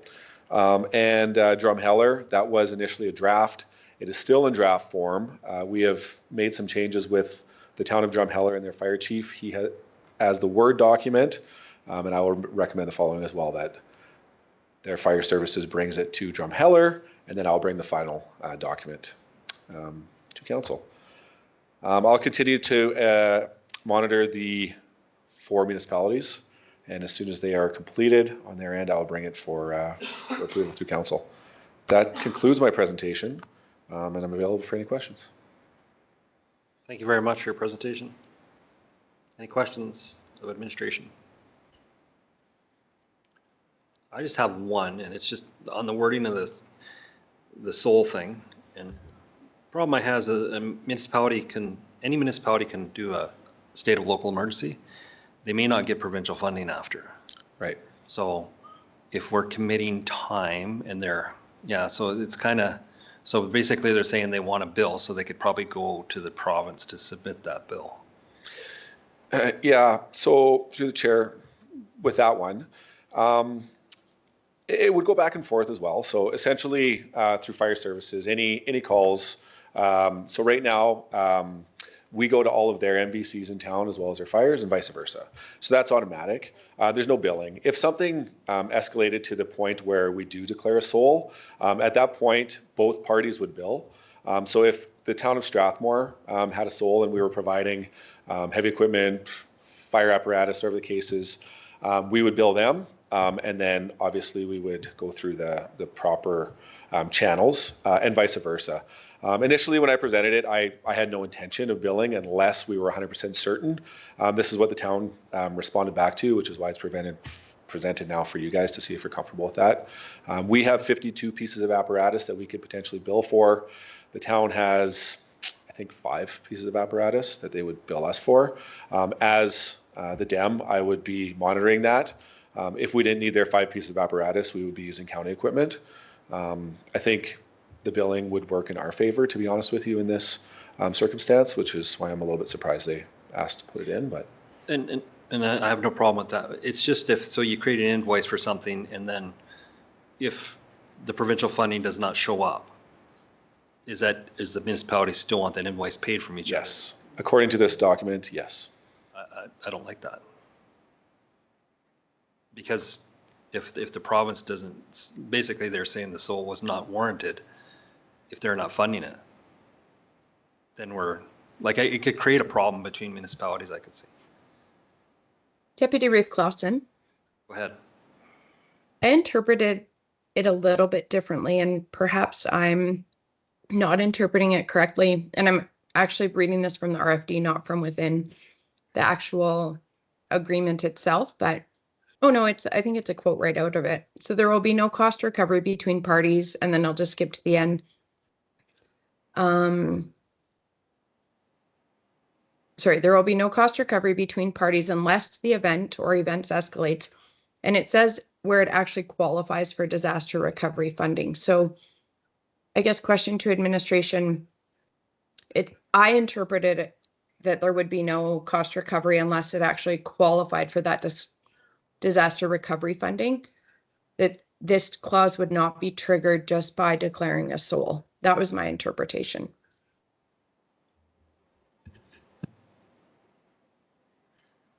Through the chair, that was the intent of the agreement. The intent was never to bill back and forth unless there was. This wording did come from the town of Strathmore. I can clarify before there's any signature if you guys want to make that motion to clarify. And then if administration clarifies, then we can move forward signing the agreement.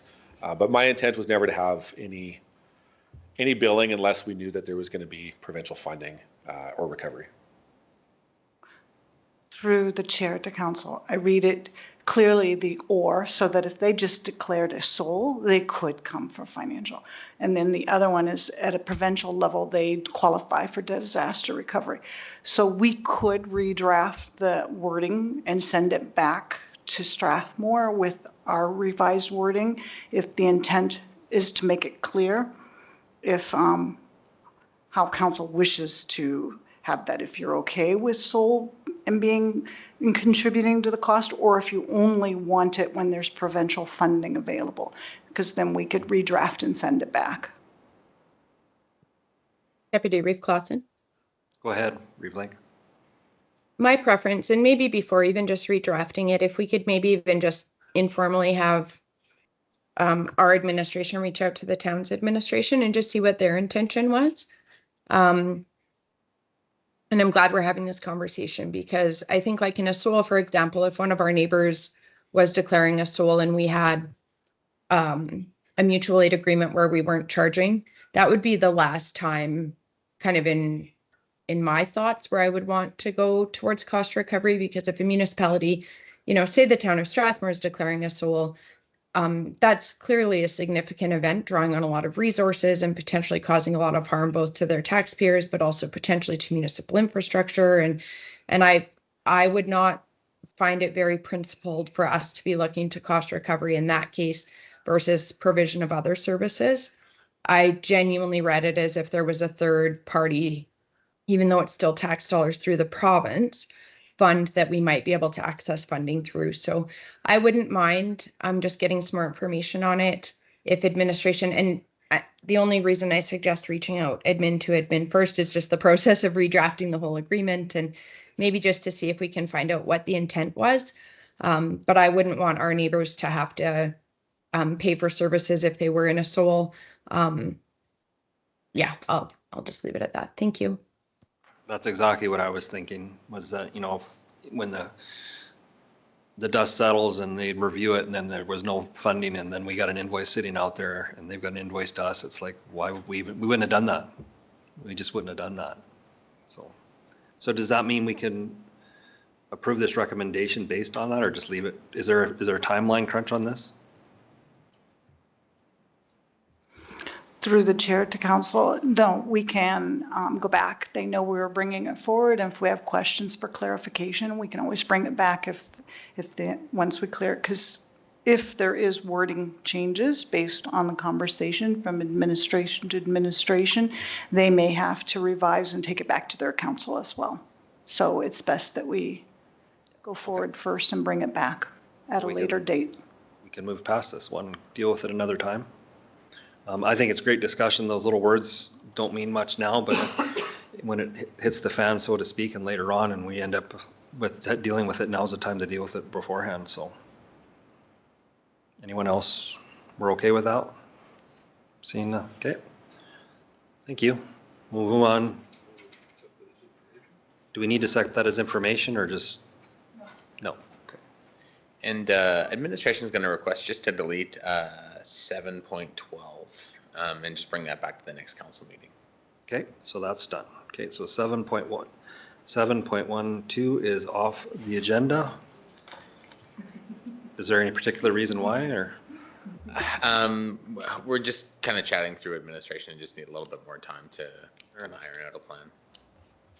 So that leaves us with closed session, or no, we have 7.13, sorry, which is an agenda item that was handed out to us from Reeve Link. Possible motion. Reeve Link, did you want to speak to this? Thanks, Deputy Reeve Clausen. Just looking for council approval for some professional development. I'd like to attend the EOEP course that I circulated Tuesday, September 24th. The meeting or the courses regarding effective meetings, and I've heard really good feedback about this course from the EOEP offerings. It's a relatively new course, and I've heard it's particularly helpful for chairs, mayors, reeves, that type of thing. And yeah, just looking for council approval. Thank you. Just a question to administration. Do we not have a budget already set aside for training for councillors? Do we have to get approval for this? For attendance and mileage. Attendance? Okay, Yes. okay, fair enough. So the registration cost really wouldn't matter. It's the attendance and mileage then. That's correct. Typically, I think when council does attend the courses, we do just put the registration fee in, just for transparency, but. And we all have this available to us if we wanted to attend for training of. Yeah, there's a allowance that's in the policy. I think it's 2,000 a year for all council members. So each council member has an equal amount that they can utilize throughout the year. That's good. I do believe each course, though, does need to be approved by council. Okay. I think that was one provision. Okay. So the explanation, pretty good. I'll make the motion that council approves the registration costs totaling $395 plus GST, 1 full day per diem, and mileage for Reeve Link to attend the EOEP course on effective meetings on September 24th, 2024 in Red Deer, Alberta. Motion on the floor. Any discussion? Seeing none, hearing none, I will call the question.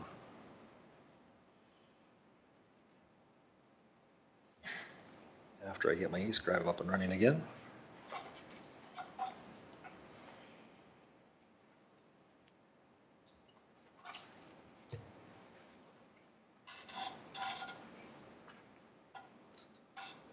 And that's carried.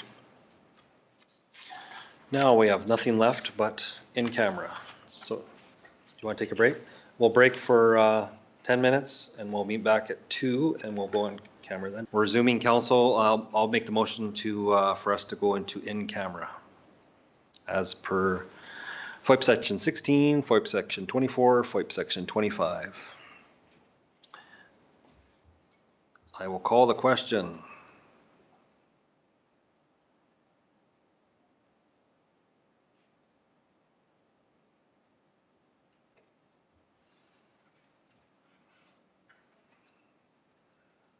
That's carried.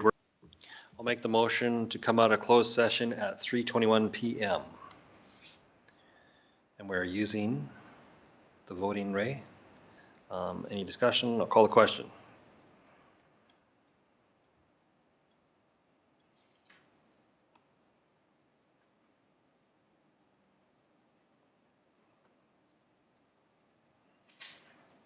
That's carried. Motions arising from in-camera session. Move that council direct administration to proceed with the remaining required regulatory approval applications, the detailed engineering design, the tendering process, and the construction of the Goldfinch raw water infrastructure, sourcing the raw water from the Bow River at the Speargrass diversion point. Motion on the floor. Any discussion on the motion? Seeing none, hearing none, I'll call the question.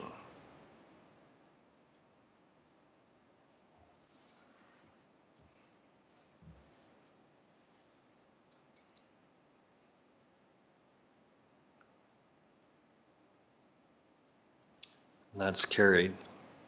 Seeing there's no further business, I will adjourn the meeting at 3:23 p.m. Thanks, everyone. Thank you.